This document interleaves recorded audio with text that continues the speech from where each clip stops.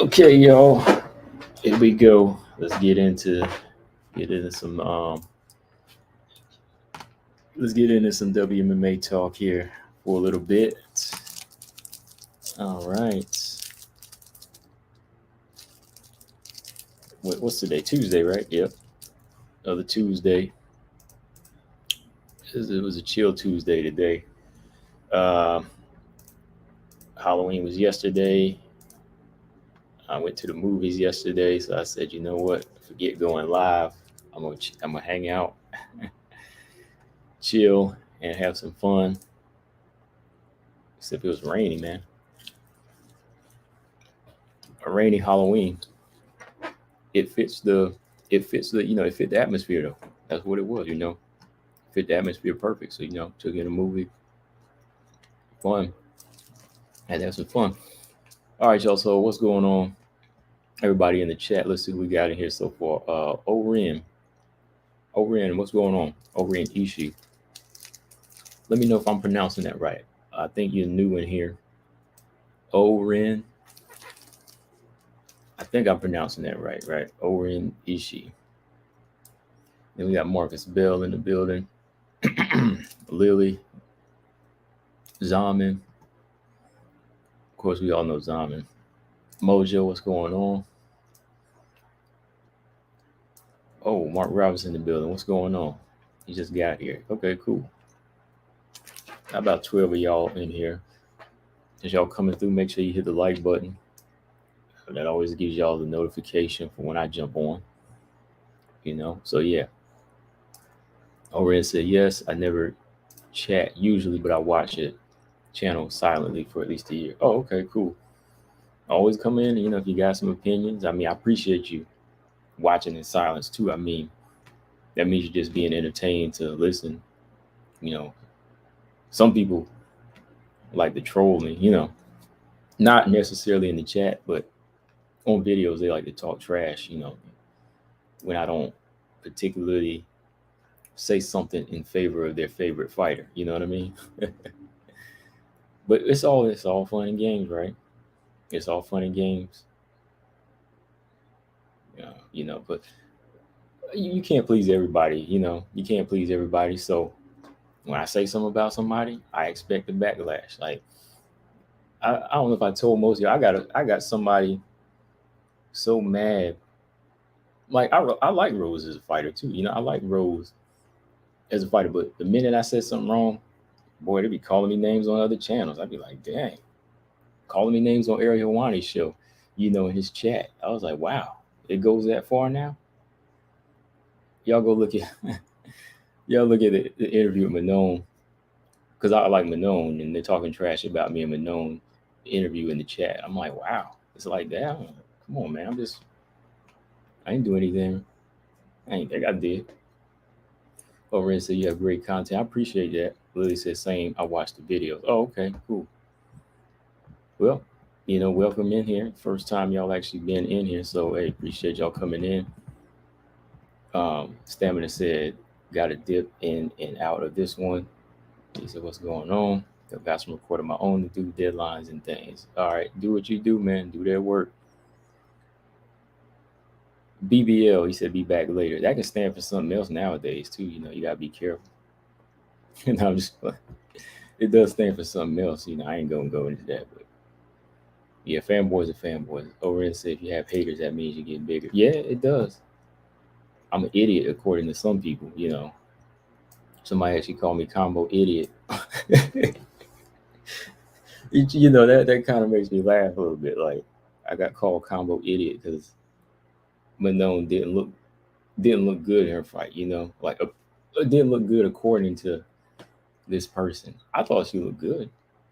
She didn't stop Jakagan, but she looked good, right? But that's the nickname I've been dubbed now. So, but like you said, it just means that one thing you get bigger, and you can't please everybody, right? But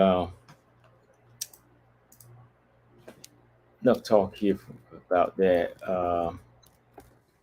I'm here to talk to y'all about this situation we got. Big situation. hopefully it gets worked out. Um, not one, not two, but three. Three WMMA fights are in jeopardy. Three WMMA fights are in jeopardy. You know, Marcus, three fights are in jeopardy for this Saturday card. Because we got three Brazilians that are stuck in Brazil right now. Due to the news I saw was due to a political issue, and I went into it, and it has something to do with like an election and a big protest in the streets. Like there's a big holdup out there in Sao Paulo, because that's where Amanda Lemos is stuck right now, right? That's where she's stuck, and it has something to do with these Bolsonaro supporters. You know, they've been blocking the road for like the past couple of days because I guess they have some demands, or they're just out there really protesting hard. I don't know the whole situation. I mean, we can look at it here now. We can kind of look at how serious it is. Not too much of a political person, but this is kind of affecting the fight game, right? So we're gonna have to look at it. It'll tell us how serious it is, right? So, I mean, we do know Amanda Lemos is trying to get a flight. I think a later flight, like 11 p.m. Hopefully, the other two fighters, Poliana Viana and Tamira Vidal, can get on there. Hopefully, they're all trying to be booked on the same flight so they can make it here. But of course, all focus is on Lemos because she's part of the main event. I mean, I want to see all these ladies fight, but if Amanda Lemos don't make it, that's gonna be crazy. It's gonna be it's gonna be upsetting, of course, but it's gonna kind of mess up Marina Rodriguez's situation, of course, if they can't get a standing fighter. And I don't really think they can get anybody to match that to make a good solid main event. So hopefully they can get this worked out. Hold on, Stamina said you ruined me with that last comment. Definitely leave. Yeah. GP said, how do you think Andrade would have done against Manon if that went ahead? I think they're two different fighters. Now, me being critical of a fighter, the chin's got to be tucked in that type of fight. The chin has to be tucked, and Manon would have to be more of a straight shooter. Like you can't hook with Andrade. I'm gonna just be real. It's too risky. So I think the outcome would have been the same. I could see Manon winning the fight, but it would have been too risky if she would have been leaving her chin open and throwing a lot of hooks. Like you got to just throw straight punches on Andrade and move. You can't be trying to hook. You can't be pulling back with your chin out. So it wouldn't have went the distance. Let me put it that way. If she got sloppy like that, that's just real talk. I mean, the approach she took against Chikagan, she could do because there wasn't much of a power risk there. But the same way let's say if she fought Andrade the same way, that would be a big mistake. It's not as far as the stand up in general, but choosing to throw a lot of hooks and not a lot of straight punches. Okay. 2B said, what about Marina? What's going on with 2B? I know you said something earlier. Hold on. He said, I'm here. He said, relax. Marina's here. Marina's signing posters, right? She's already over at the Lemos. She's here. Like I saw her on her Instagram. She's signing posters right now. So I'm sure she's just kind of hanging back. Maybe she's a little nervous because her fight could be canceled. But everything's good with her. But let's see here. I'm gonna pull up WMMA rankings again. Just kind of read through it. That what was said. Okay. Yeah, because we saw this today. It said MMA dirt due to the political events currently taking place in Brazil. Lemos' flight to Vegas has been canceled. New plans are in place to make sure the headliner makes it to Vegas for this Saturday. So She's stuck in Sao Paulo, like I said, because that's where the roads are blocked. That's where there's a lot of chaos up in that street right now. So let's see. Lemos hopes to get a new flight at 11 p.m. tonight in order to make her main event. Okay, so that flight got canceled. So hopefully they're trying to get on a later flight today. I haven't seen any updates since. No updates since. So let's hope she can make it. But like it says here, you got Biana stuck, and this young lady just making her debut, Vidal. She's also stuck. So that's three fighters. Dang, today they got a bunch, Brazilians on the card. They put 3 out of 4 fights in jeopardy, man. Dang. The only one we can for surely get is the Miranda Maverick Young rematch, because we got 2 Americans fighting. And that's a rematch of a fight, we don't really necessarily need, but I mean, Miranda wants it, of course, because nobody else would take it. And it is a stay busy fight for her, but it's something we already seen before. So it's just like, man, like the ones we really want to see might be in trouble here again. Because Rodriguez Lemos was originally on the UFC 280 card with the Manon fight, last weekend, 2 weekends ago, right? But it got bumped to a main event on the UFC Fight Night. So I thought that was much better because, well, no, the pay-per-view card is always better, but with this one, this would be like Marina's her third one now, her third main event, 3 or 4 now. So it's good on her. She gets exposure in that fashion, but it looks like it's in trouble right now. As we talking, I'm trying to look for an update, but I don't see anything. So, I'll drop something in the community page if y'all really, really need to know. Yeah. Okay. Let me see. And I'm looking forward to this fight. I don't know about y'all. Some of y'all new heads, like over in. I'm looking forward to. I was about to say the Lemos again. Lemos. I'm looking forward to this match because I want to see this type of striking style, like between Rodriguez and Lemos, just for fun. I mean, Rodriguez is fighting down, and she has a lot to lose, but it should be an entertaining fight. It should still be an entertaining fight for us. So let's pray. Let's hope this thing goes through. Let's hope they can get off these streets. Sorry, let's hit the mic. Hope that wasn't too loud in y'all's ear. But yeah, let's hope for the best that this thing goes through. She can get here safe, along with Viana and Vidal. Okay, so let's see. 2 days after losing Brazil's presidential election, Bolsonaro agreed to a transition of power on Tuesday. Oh boy. So he's supposed to be somebody that's in power. And now it says, let's see, the president's comments that he made was received by thousands of supporters who had blocked hundreds of highways across Brazil in a bid to paralyze the country and somehow overturn the election. Wow. Oh, so it's serious. It's that serious. So it's like it's thousands of people in the street. It's thousands of people in the street of Brazil trying to get an election overturned. And if y'all know how it is in Brazil, I mean, when they band together, it gets rough.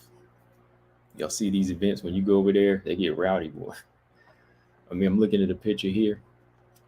You see all of these people up and down the main road on Sao Paulo with their flags. And wow, that's a lot of people. This is on Sunday too. So yeah, all of this going on is definitely going to shut a lot of things down there. Oh boy, man! I hope they can get out of there. I hope they can get this thing together. But yeah, that's the situation. I mean, I'm not really going to go into the whole politics on what the situation is, but it's a presidential type thing. It's an election, and people aren't happy with I guess, the turnout. So they're going to try to overturn it by blocking up them streets from Sunday on to Tuesday. Look at this. They had to set up over 200 blockades. 200 blockades of roads in 21 of Brazilian's 27 states. Dang. So yeah, they ain't going nowhere. At the time of that today, they wouldn't be going nowhere. Okay, so Stammer got a little bit more information. He said Bolsonaro was basically a Brazilian Trump. He just did whatever he wanted. I have many friends out there, and not a single one was a supporter of his. Okay. Yeah, I saw corruption. Ooh, let me see. Many of Bolsonaro's supporters consider Mr. De Silva a criminal.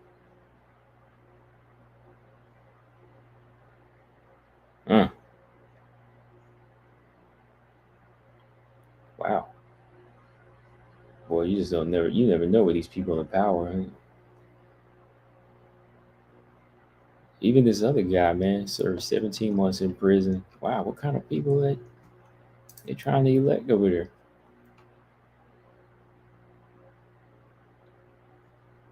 Mm. Yeah. Wow. Well, yeah, that's all I needed to know, Stammer. Yeah, Bolsonaro's that he's that type of person that has no support like that, and they're all getting together right now. So this might be a long time thing. We don't know how long this is going to take. Um, Still no update. Yeah, I don't see anything on Twitter. Whew. Yeah, I was looking at the numbers too. Mark said the election was real close. Things are very dicey in Brazil right now. Oh, yeah, I had a question. Oren said, if Andrade stepped in to face Marina, who you got? Oh, Lord. Oh, boy.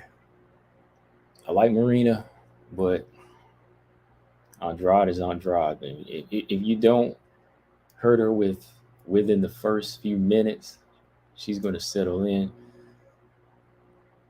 I like you, Marina, but oh man, Andrade, she's Andrade. I'm going to go with Andrade. Just safe pick. She's just too powerful.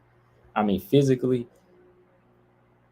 if Michelle Waterson and Mackenzie Dern could take her down and keep her down for a round, Andrade takes her down and keeps her down until the fight is over, which might be a round. I'm gonna just put it that way. Andrade has proven time and time again from 115 to 125, then to 135.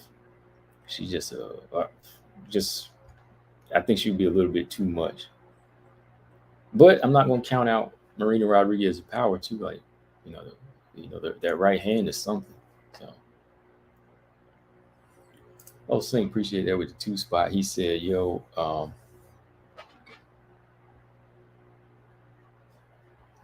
man, I'm getting I'm getting old.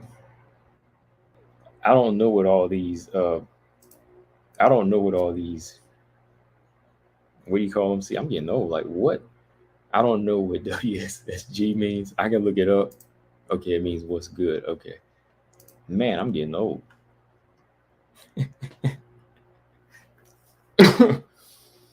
Oh man, I'm getting old, man.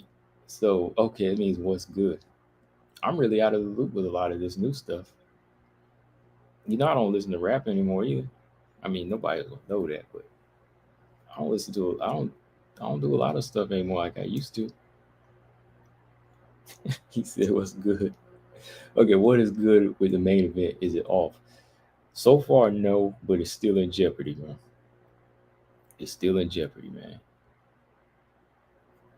Okay, what's good? Okay. Oh yeah, two B's. I know what WTF means. I know that. I know that. James Press said you don't. What's up, James? He said you don't necessarily have to hurt Andrade. You just have to put a clinic on her on the feet, which is a tall order for anyone to do. Right. Um, I don't know though. I see it as it's wise to get her out of there instead of making rounds of trouble for yourself.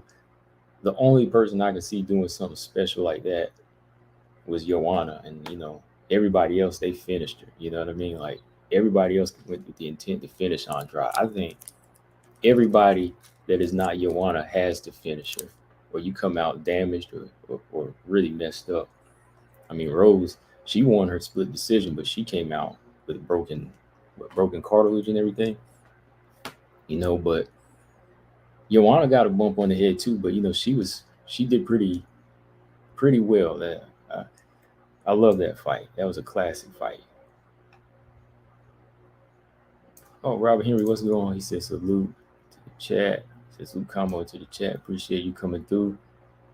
Let's see here. Not to stay on the political way, but some MMA fighters were supporters of the outgoing president.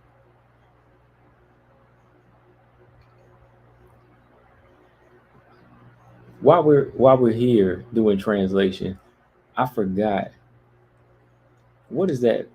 What is that the Brazilians be saying in the corner? Is it ISO? What does that mean again? I forgot.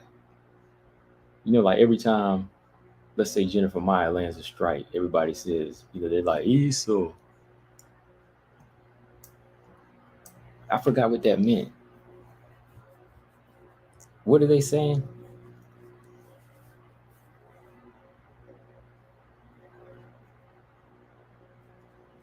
BJ, what does that mean? Like, yeah, that's it. That's it. I kept thinking that it was that's the way, but that's it. Okay. ISO. Yeah. I'm gonna start saying that just for kicks now. That's what it meant. Yeah, appreciate that two beats. That's it. I spent all night on my phone trying to type it in, and more like, yeah, that's it. He said, "You saw this." More like, that's it. Okay. All right. Yeah, I thought I spelled it right last night. I spelled it ESO or OISSO. Okay. Okay. Yeah, yeah. BJ, what's up? He said they tell her to do something, and when she does it, they scream, "ESO." Yeah. Well, you hear it in everybody's corner, Brazilian, just about. Like in Valentina's corner, you always hear, "Hey."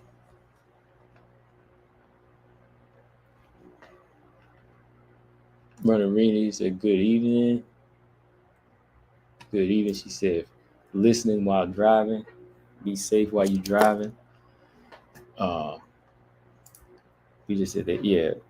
Um, Robot Chicken, he said, Andrade is a former champion. She's too strong for Marina. Yeah, I'm just saying, man. Like, I can't not pick a. I'm not trying to say Marina can't hang it, but Andrade's been proven time and time again. Time and time again, man. Now, if she came in there and did something, if Marina won, then yeah, I'd be like, she's elite. Sure, for sure. All right. Make sure y'all hit that like. We got like 25 people in here.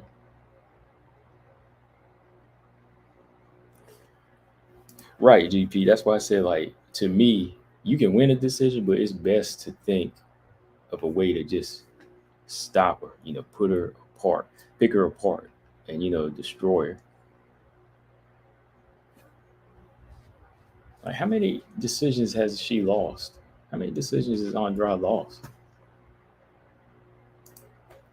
I don't think she did. I'm going to look that up here. Hold on. Excuse me.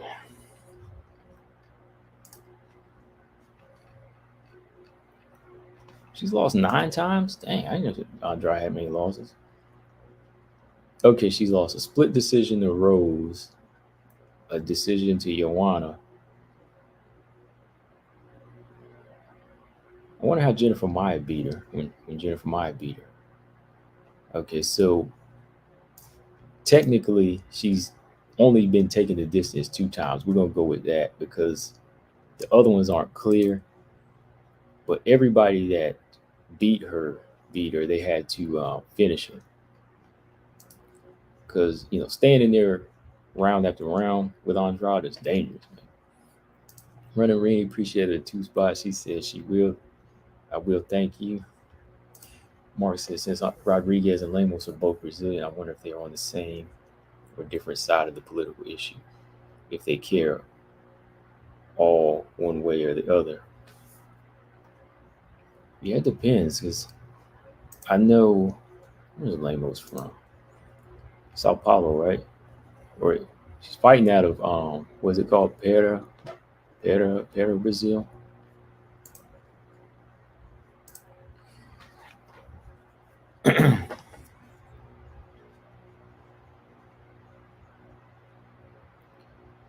Andrade would beat Marine in my opinion. Yeah, I mean that's pretty safe to say.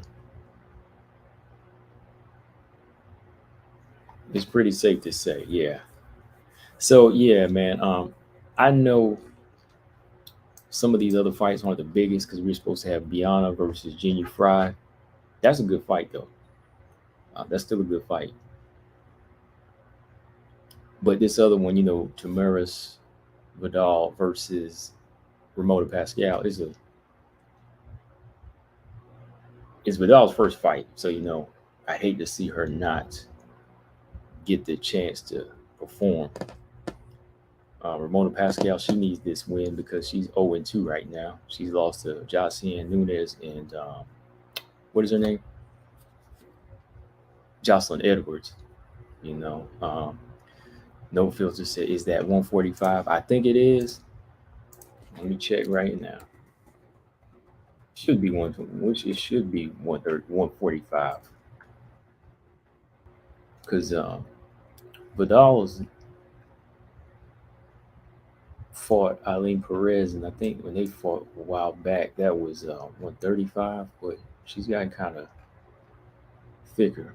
Oh man, they got her listed at 135. Never mind.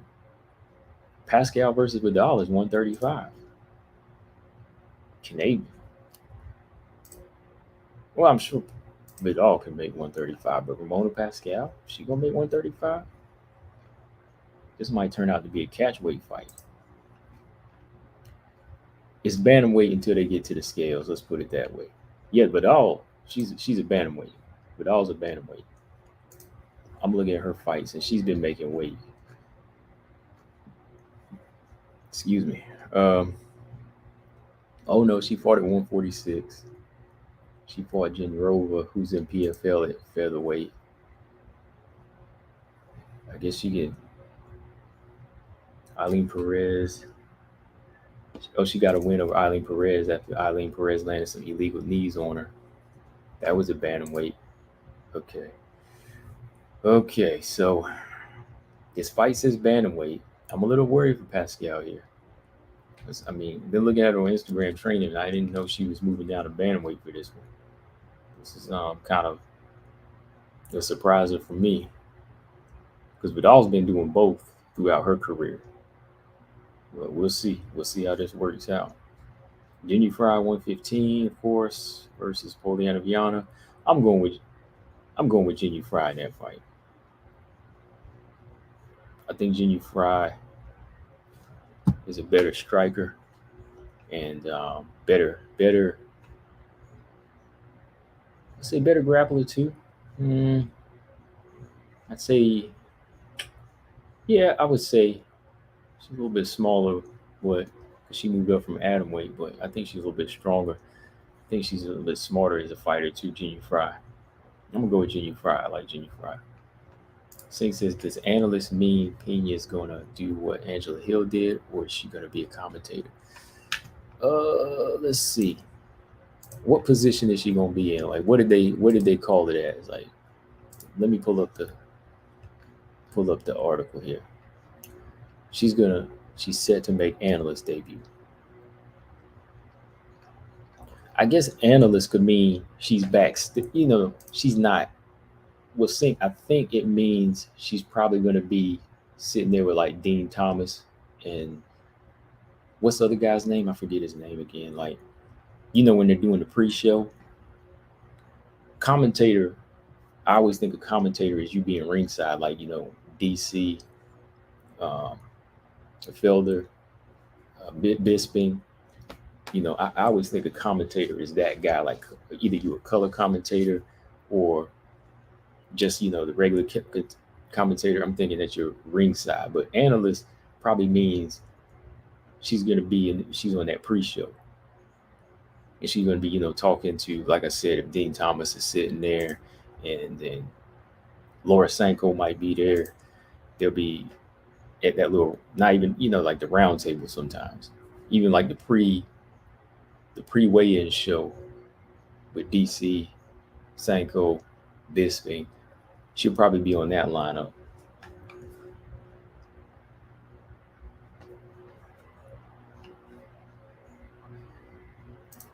Which I heard her on Combate. I mean, she could be a color commentator too. I mean, she's pretty good at that too. Uh, I enjoy her analyzing fights. When she's or commentating, I enjoy her doing that too. Robot Chicken said Fry got jerked by the judges in her last fight. Yeah, yeah, yeah. I can kind of see that in her two stamina after watching her for a long time. Like sometimes I can see like I can see some doubt there. But I mean, man, this girl's got like one of the best physiques in WMMA. She's strong for her size. She's always been disciplined to make weight and just look the way she does. I'm like, she got to be more confident in there and start, you know, throwing her weight around. Like, not literally, but like really sitting down on her strikes and doing more damage, like believing in herself. Yeah.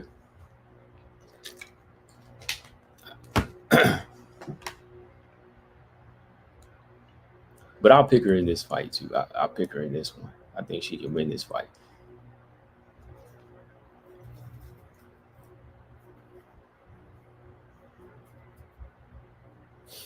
Okay. Yeah, even Rashad Evans. Yeah. I wasn't thinking of Rashad. I was thinking of the other guy, the other white guy with dark hair. Yeah, and Angela Hill be doing that too. Yeah, so she got her gig. She got her that gig. So yeah, that's cool though. That's cool. So yeah, who else did we? So we got Miranda Maverick versus Shannon Young. I got Miranda Maverick winning that fight. I think Miranda's gonna repeat history like she's doing in this picture. We'll run through our picks again on Friday when I get on. I just wanted to discuss the delay though. But now it's time to get to an interesting topic here.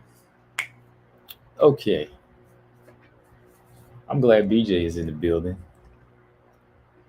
I'm glad BJ's in the building because I heard BJ's video, and you know me, like when I disagree or I hear somebody, I'm gonna, you know, I'm gonna talk about it. Like everybody got their own opinion. Everybody has their own opinion, but I just wanted to address BJ again because this is our never-ending Manon Fiorot and Casey O'Neill feud. This thing's never going to stop. Let me just put it that way. The feud with the Beast and the so-called King, it's going to be a never-ending feud between us. Okay. And yeah, I heard the video. Um, no, I'm addressing you, BJ. I addressed her too in the video. I mean, hey, I mean that's what it is. Like I said, I addressed that too. But we're gonna address what you said. Don't take offense now. Stand by your video, man. Hey, you made the video, so I addressed both of y'all. So I mean, my thing about the whole situation is, you say Manon was doing this and this, the same thing over and over. That makes it look easy to expose. Okay. Okay. I got a video coming. I already did the video too. I need to put that out. But first thing I'll say is, I respect Casey O'Neal's analysis. I'm gonna say that off top, because the things she's looking at were the same things I was pinpointing to.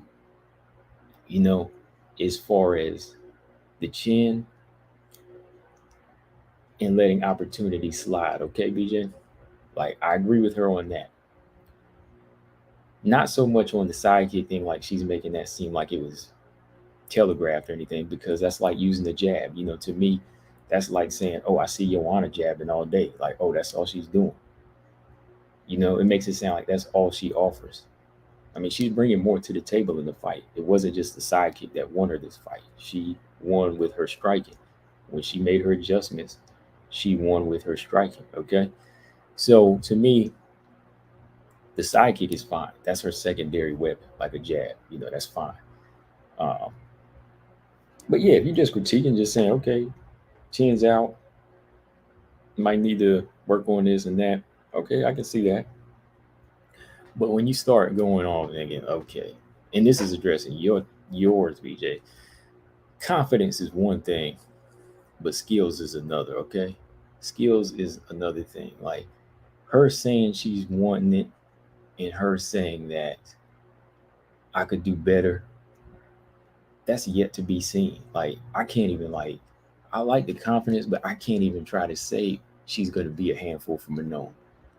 I can't even say that. You know why? Because you still got fighters around you to fight. You still got Jennifer Maya problems. You still got Andrea Lee problems. Because, and, you know, don't even get me started on how she got the number 10 spot again. How do you get the number 10 spot on an 8-month layoff? That's a serious question. How do you get the number 10 spot on an 8-month layoff while Macy Barber wins 2 good fights and she gets jerked out of her position to number 11?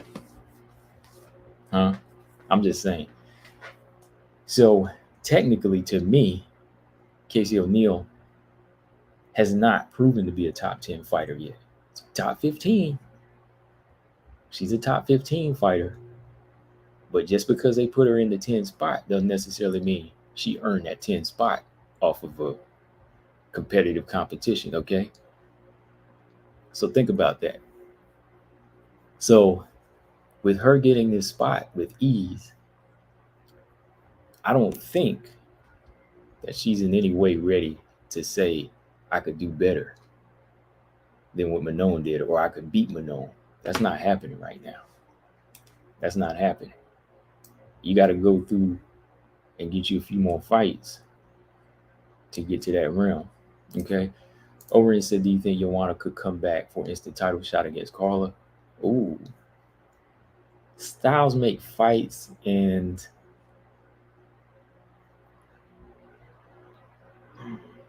could Joanna come back for just like a straight title shot against Carla? Carla got a little bit stronger. It's possible. It's possible, Ray. I would say Joanna's style is kryptonite for Carla. That was so long ago, man. But I hate. That's a good question. That is a good question, because it's just got me thinking now. Like, how strong is Carla really got versus Joanna? You know what I mean? Like, I think she has gotten stronger, but Joanna was easy to take down in that last fight. But then again, Wei Lee was just too strong for. I don't know. I think I still see Joanna winning that fight against Carla. I think I still see Joanna winning against Carla. Too big, too long, too fast for her, I think. Because you got to remember, Wei Lee used some good right hands and some good quick boxing to get what she needed against Joanna. And I think Carla would let Joanna settle in. So I don't know, man. There's just a lot of ways to look at it. Do I think Carla is the GOAT if she beats Joanna? No. Uh-uh. I think she would have to put. I think she would have to put Joanna, Andrade, and Wei Lee on that resume. She got to get a couple more than big names like Andrade Dern. Well, not Dern. Andrade, a rematch with Rodriguez convincingly. 2 or 3 more names, and she would be in the realm of one of the best strawweights. But GOAT is hard. I don't. Oh yeah, I don't really do GOAT talk anyways. Y'all know, but to put her in that name, yeah, she would have to clean out strawweight like and do some big things.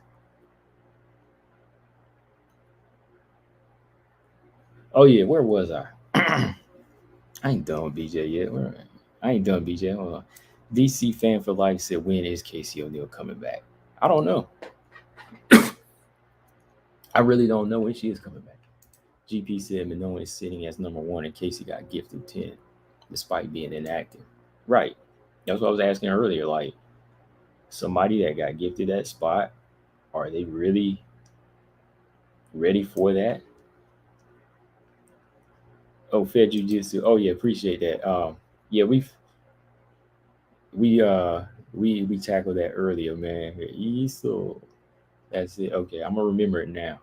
I forgot, but I'm gonna definitely remember it now because I'm gonna just go back and reference this chat and this video.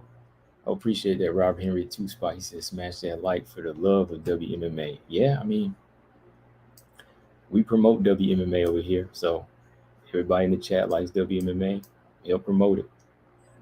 Help promote it by hitting the like button.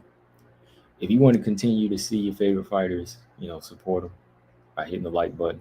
So, all love. Yeah, jiu-jitsu right there. See, so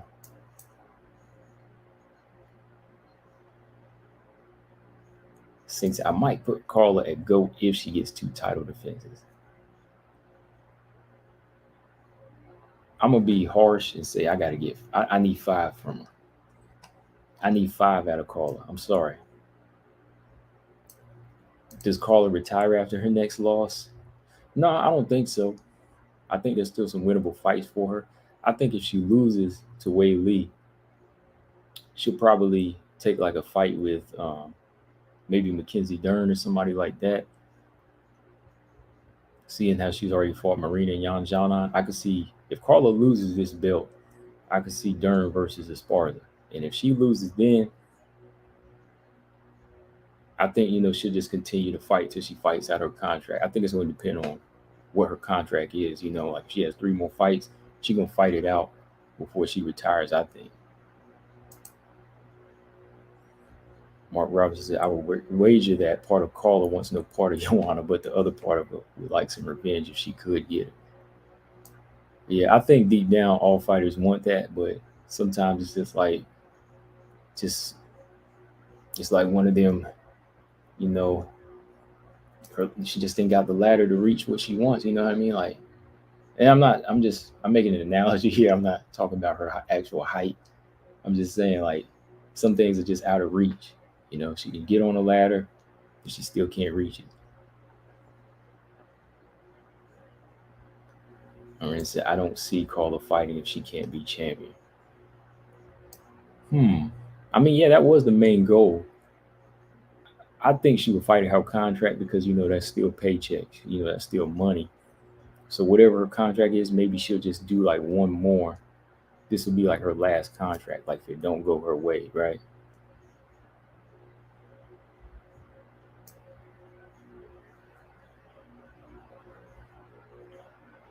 Okay. Okay, real quick. Okay, I see BJ still. He's talking about something here. He said.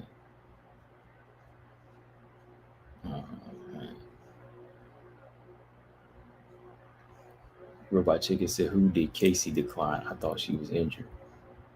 No, we ain't talking about. No, who said she declined? So I don't think anybody said she was declining the fight. No, we're talking about her being out of the she's not even in the discussion right now. Like, when you BJ, you think she's on a collision course with Manon? I disagree. Like, that's not happening right now. Manon's number one, and she is number 12. I mean 10.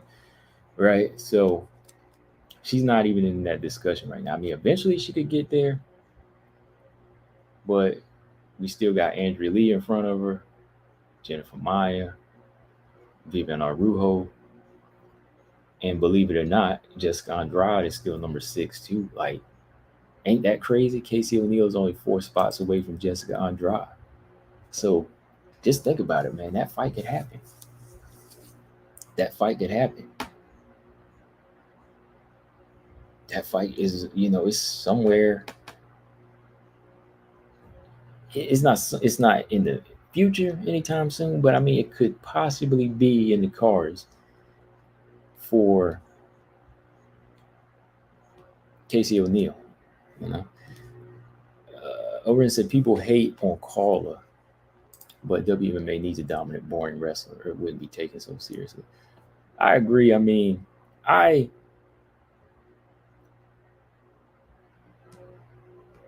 time I say something about Carla, people get mad. Like, apparently I don't know I have to be a wrestler to be able to say Carla's a good wrestler, but I think she's a pretty good fighter, especially for her size. She's a fighter that makes up for her size with that type of style, and you gotta respect it, because she's gonna be boring, because how small she is. She can't just run in there. She can't run in there. She got to make a lot of she got to compensate for a lot of different things, and you got to give her credit. 5'1", she don't have the power of Andrade. She's like the same height as Andrade, but still, like, she lacks that power and that size. But for her to be able to put on a 6-fight win streak, that means something. To me, it does. Now, whether or not she can beat Weili, I don't know. But we have yet to see in 2 weeks. But I don't think she's a bad fighter at all. Two Beats appreciate that with the 5 spot. He said, if what happened to Casey happened to Manon, there'd be much less complaints about rankings in the chat. How so? I mean, maybe I'm just not registering because I was talking about Carla. Let me read it again. If what happened to Casey happened to Manon, there'd be much less complaints about rankings in the chat. Do you mean her getting bumped up?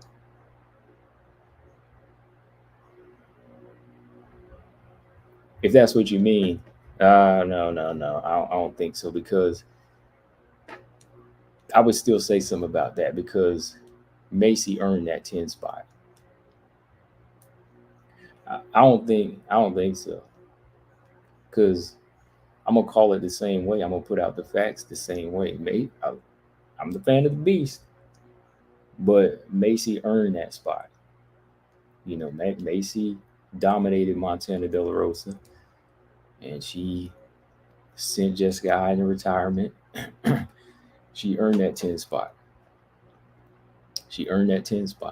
So if they had put Manon in that spot, or Aaron Blanchfield, any of them fighters, I would have been like, no, you can't do that.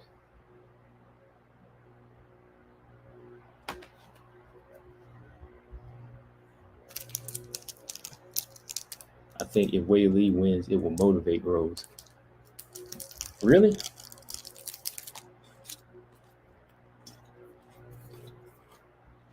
Rose in the third fight with Weili. I would like to see Weili get that get back. I mean, she deserves it.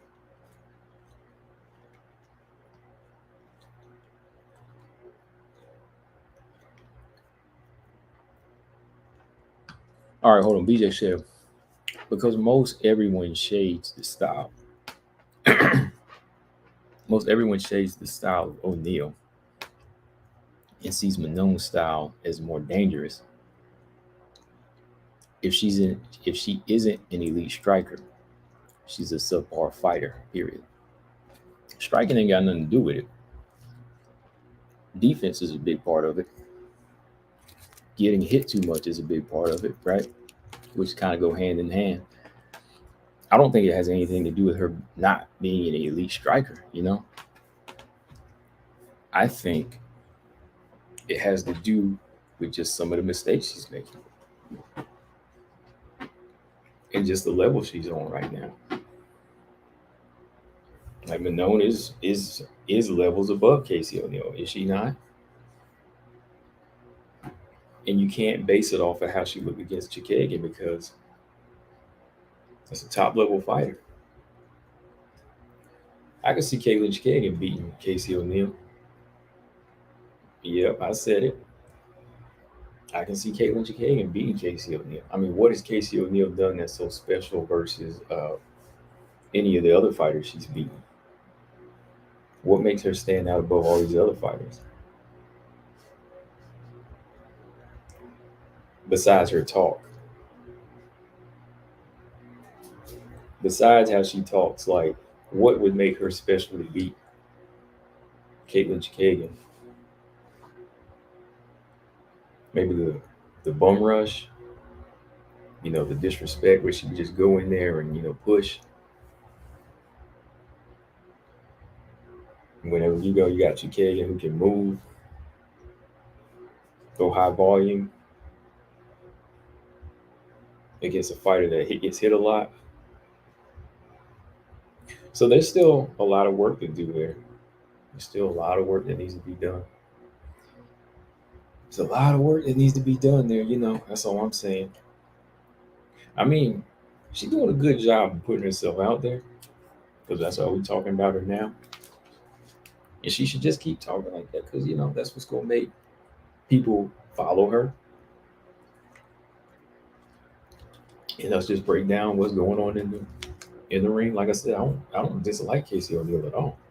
Give me something to talk about, whether it's good or bad, or just constructive criticism. I enjoy watching the fight, so I'm not a hater at all. I watched that Roxy fight, all day because it was a good, entertaining fight.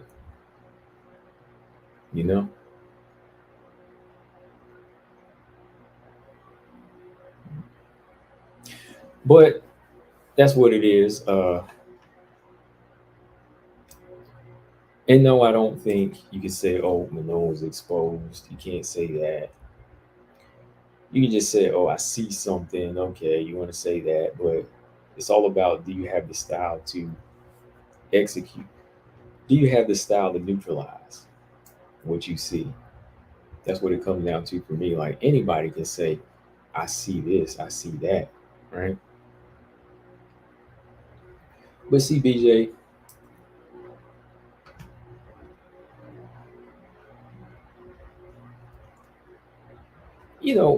he said Manon and grass or ducks. Now, I don't even put that over their head now. So, and you, BJ, you as a Grasso fan, you should at least seen what I've seen this level. Well, that's why I had to catch myself. I had to say,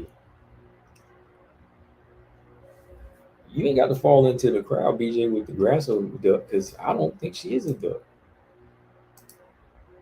And like I said, I had to catch myself before I called her a duck because remember, I was one of the ones that said Alexa Grasso wasn't ready anyway. I said she has to answer questions in this fight, right? I mean, she seemed a little unsure of herself, and then she needed to answer some questions in this fight. Just kind of adds up to me as somebody that's not going to be ready for Valentina Shevchenko, really. And you know how I'm always putting Manon above her. She's really not in the question. And then I picked the winner of Chikagan versus Manon. The winner of that fight should be the next one for Valentina. Oh yeah, Oren said, my favorite division. My favorite division, I say, is strawweight. Yeah. My favorite division is strawweight, but flyweights is tightening up. It's coming in close because it's got a lot of entertaining matches. You know,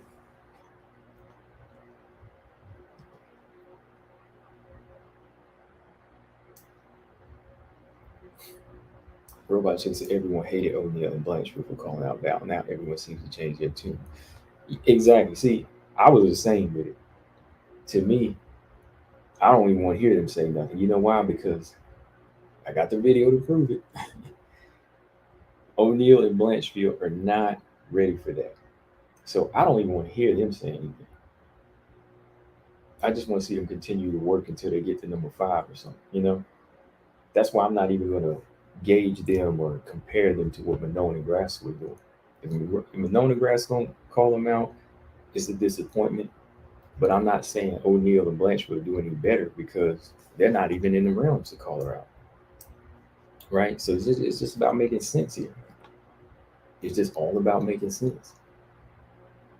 I don't want to say Blanchfield and O'Neal are doing any better because they're not in. They're not even close to that realm yet. So don't waste time.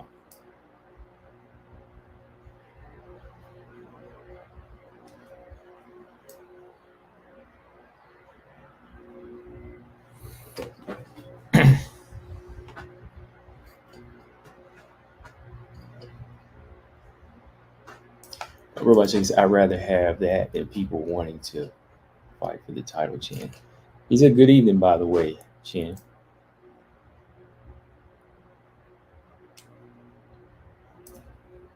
Chin says, Casey literally needs 4 years until she is ready. Valentina will be like 38 in 4 years. Casey only has fought once this year. So that was to Robot Chickens. No, that was the BJ. Excuse me. That was the BJ. Casey only fought once this year. Yeah, man. Dang, Valentina will be 38 in 4 years. That's wild. That is wild.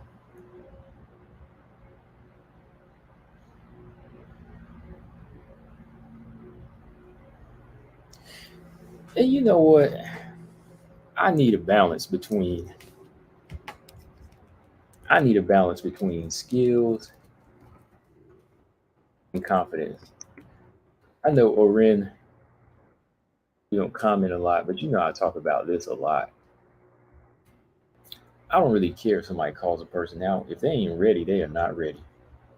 Right? So you can't have it this way or that way. It's got to be the perfect sandwich. It's got to be put together just right. Because confidence can get your behind whooped. I've seen that before. You can go in there and say, I beat this person all day long, but if you ain't got that, if you ain't got the skills, you're going to get dropped. You get dropped like a hot potato. Or you'll get mashed in the hamburger. You can say that all day long. Oh, I can beat this person. I want him. But if your skills ain't catching up with your mouth, don't say nothing. If the hard work ain't catching up with your mouth, don't say nothing. That's how I see it. So I want to see somebody like, I'm going to type it in the comment section. I think this is the perfect example.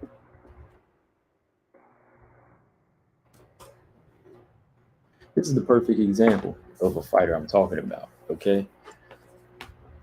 But at least the ones like Grasso and Manon, they do have the skills. But nobody's saying they don't have the confidence. That's the thing about them. Nobody's saying they don't have the confidence. I mean, the fans are saying that, but I think they just want to make sure that they're good and ready for what could be the toughest, is the toughest fight of their career. Valentina's going to be the toughest fight of their career, bottom line, right? But they want to make sure, that's the thing. They just want to make sure, I think it is. Like, I don't think any of them are cowards. I said that before. I don't think any of them are cowards. I think a little unsure, but they're skilled.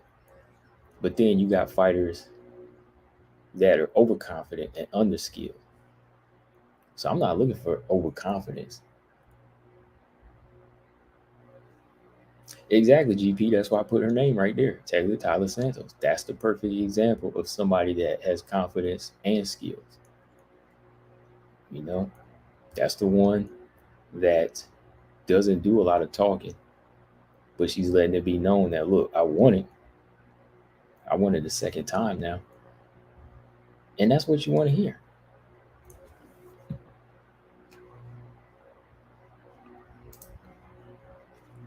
Mark Robinson, he said, question: If the current list if the current list of flyweights fail, what strawweight has the best chance of beating Valentina? It might come to that if Manon fails and Santos fails. Well, Mark, if it comes to that, it might be a dark day for the flyweight division. I don't see any. Whaley gonna have to do some things before I even put her in that talk. It might be Whaley, but Whaley gonna have to do some big things, man, and that's a far-fetched mark. I'm glad you asked that question though, because we talked about something like that a couple of years ago when she called her out. But really, there's not going to be anybody. So Valentina might find the time to go to 135 at that point. You know, I don't see anybody though. You know, I don't think Marina has the frame for it. Of course, Carla doesn't. I can't see Rose at 125. Aside from Andrade, I mean, hey, she's fighting Lauren Murphy now, but Lemos maybe. I mean, Lemos physically kind of looks like she could be a 125er, but I think just like off athleticism and skill wise, I would have to say just Wei Lee. But even then, she would have to do a lot of cleaning up here in the division she's in. Interesting though.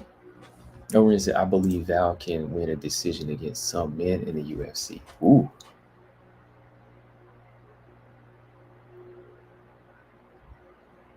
Oh, B just said, Combo, you gonna run long, so I'm gonna go live tomorrow. Are you sure? Dang, man. Okay.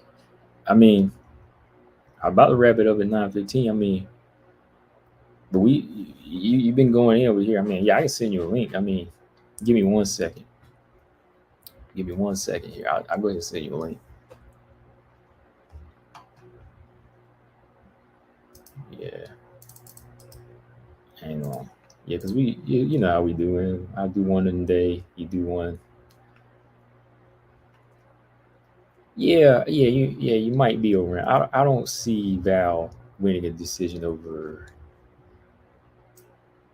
It had to be like the lowest level, man. That's even then that would be hard. I don't see that happening. Because you got to think the problem she's having with Amanda Nunes is the size and the strength, right? So the minute she's fighting one of these men in here, one of these men are gonna put that work on her. All right. So what else was on the topic list tonight? That was pretty much it. I know Cyborg versus Cat. I put that up because Cyborg is promoting that fight, possibly. Still no date. So there's not much going on in that manner. But let's see here. Hold on 1 second. Oh, excuse me. Had a soda today. Got me burping. Pardon me. Zama said men are men, women are women. Even Goat Nunez won't beat the worst flyweight in men. No freaking chance. GP said that would get some excitement for WMA if Val tried to cut the 125 and challenge for the belt. She would have a size advantage. Yeah, if she starts to get bored, you know, maybe. I really wouldn't want to see her do that. I'd rather see her do the bantamweight challenge again.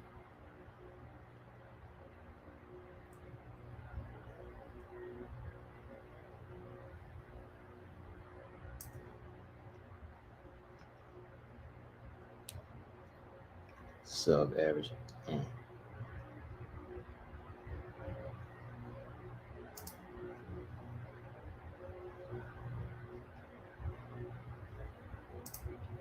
Hang on 1 second here.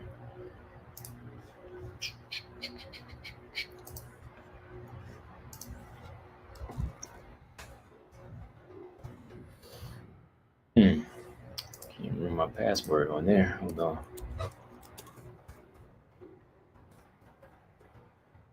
Casey O'Neill ain't beating up right now. I don't think so. And confidence, man, it can get you far. You still need the skills to back it up. That's my whole point, man. Like, you just can't say, "Oh, I can do that." It's a long way off, man.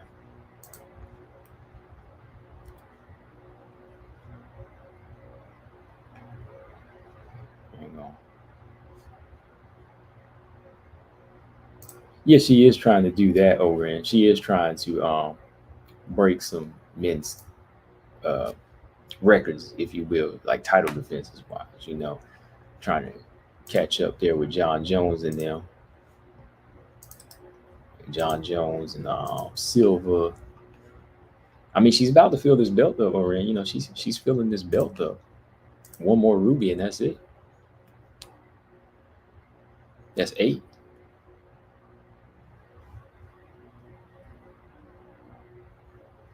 To be said, I predict that one day all shall have to bow down to the king. And I don't see that day happening. Not even when Valentina's gone. I don't even see that happening when Valentina's gone.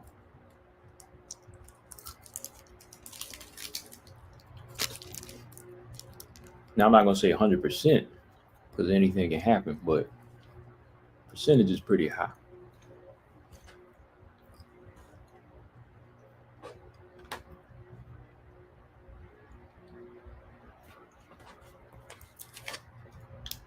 No, you know what would make it funny, Chin? Which, it wouldn't happen. What would make it funny? Or just like not even, not funny, like a joke.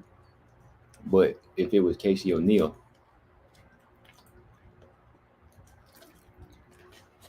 I'd be like, Val, what did you do? Lost on her last title defense against Casey O'Neill. Oh man, somebody would have fun with that. You know who would be having fun with that? He'd have a baby.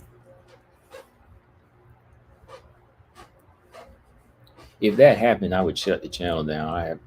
I put up a out of order sign on my laptop and everything.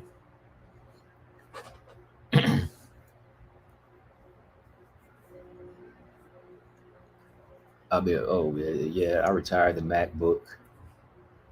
Then why'd you retire the MacBook? Well, Casey O'Neill beat Valentina Shevchenko in her very last title defense. Overin said, "What's your favorite MMA fight, WMMA fighter's nickname?" I do like that name, the Bullet. I do like the Bullet. I like that name. I like the Lioness, not because they're champions, but they have the names that go with it. I like Lions, so yeah, Lioness is a good one.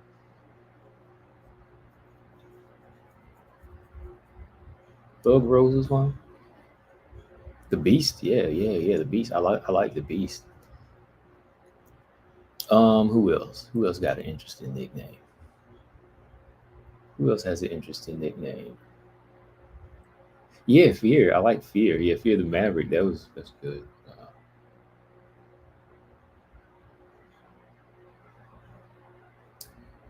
I'm trying to think of somebody. I like the Tiny Tornado. I think that's cute. Yeah, Tiny. I like Tiny Tornado. Oren said, "Will you judge me if I like the Cookie Monster?" Oh no, you like the Cookie Monster is a good one. It's kind of like the Cookie Monster is so. What's the word? It's so. It's just like the opposite of her character, right? The Cookie Monster. I don't see it in her. I don't know how she came up with that nickname myself, but it's just like it's weird. But yeah, not judging you on that yet because I like Tiny Tornado. Yeah. Ravioli said Cyborg is a cool nickname. Yeah, it's unassuming. It is. Oh yeah, Sink said Blonde Fighter. Yeah, Blonde Fighters are good. Not like stand out, but I mean it's just like, oh wow, Zama's got a good thing to say about Valentina. He said, I have to admit, Bullet is a great nickname. Yeah, I told you, Bullet is a good nickname.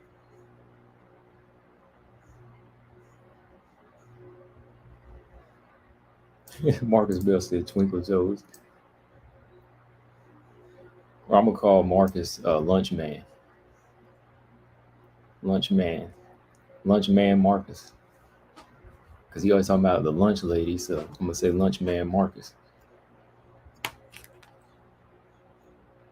Oh yeah, Rowdy Beck Rollins. Yeah, Rowdy Beck Rollins. Because you have Rowdy Ronda Rousey, Rowdy Beck Rollins. Yeah, She Wolf. She Wolf's a good one. La Fiera. Piera. I like the Lioness though. Venezuelan Vixen. Yeah, Ravioli. She got a wrestler's nickname. Oh, hang on. There you go. Ravioli. Yeah, that's a perfect one, man. BJ's, of course, is the king.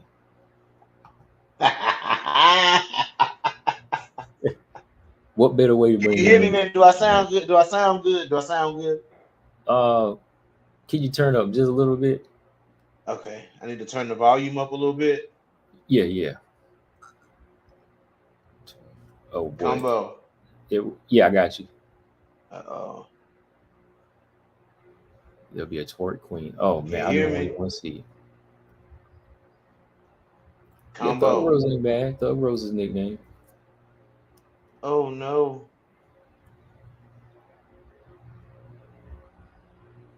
Okay.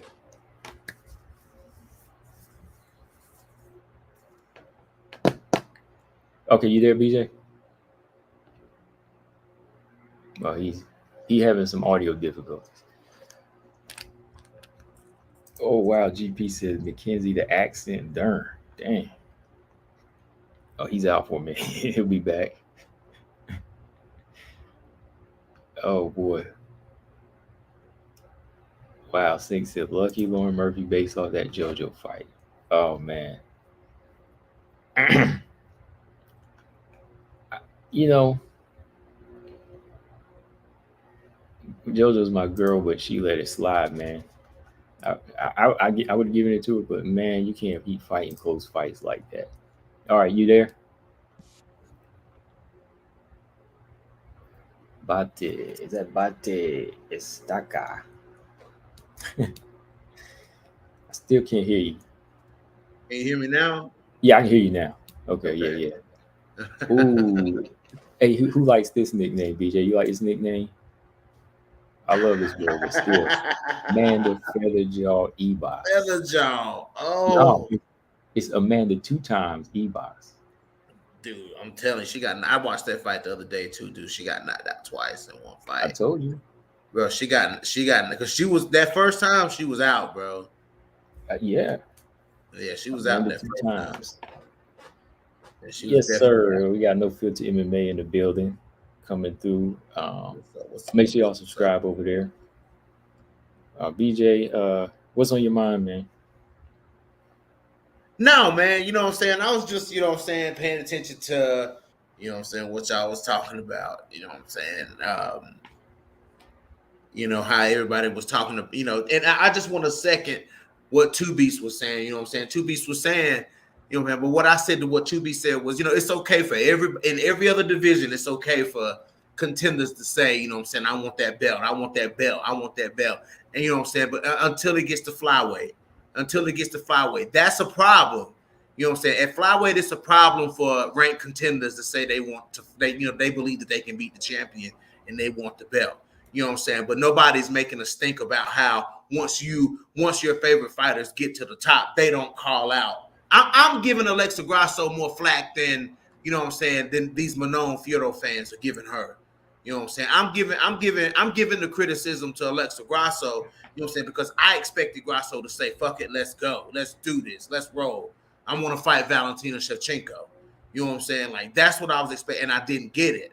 You know what I'm saying? But also, I was expecting it from Manon because, for one, everybody was wanting Manon to fight Valentina before she was even in the top 5. When she fought, after she beat Tabitha Ricci, after she beat who she fought Tabitha Ricci second, right? Yeah, then she beat MBS. Okay, yeah. After she fought Maida Bueno Silva, people were saying, "Oh, I want to see her versus Valentina Shevchenko." And then when she gets to, and then she beats Katlyn Chookagian and doesn't call out Valentina, nobody's okay with. I mean, nobody's giving her the type of flack that she needs. You know what I'm saying? But fighters that out here like Aaron Blanchfield and Casey O'Neill, you know what I'm saying, I want that. I'm gonna get that, and I know I can get it. You know what I'm saying? Them fighters saying that, it's a problem. No, You know what I'm I think everybody has been coming down hard on Manon. I mean, like I have been hearing a lot of people say it. Even over here, like you got one guy who thinks she's a straight up coward. I'm like, I don't think they cowards, man. I don't think they really duck it. I think they just want to prolong it. Like No. I wanted her to call her out because I said it myself. You heard me say this time and time again. Manon, skill wise, was ready, more so ready than Grasso. So I was like, let her be the one. Let her be the one. I was disappointed too, and I think a lot of people have been voicing that now. So Stamina, let me ask you this. Stamina. Did you? You're pretty active on social media. I know you see the post. That Bryce Mitchell post.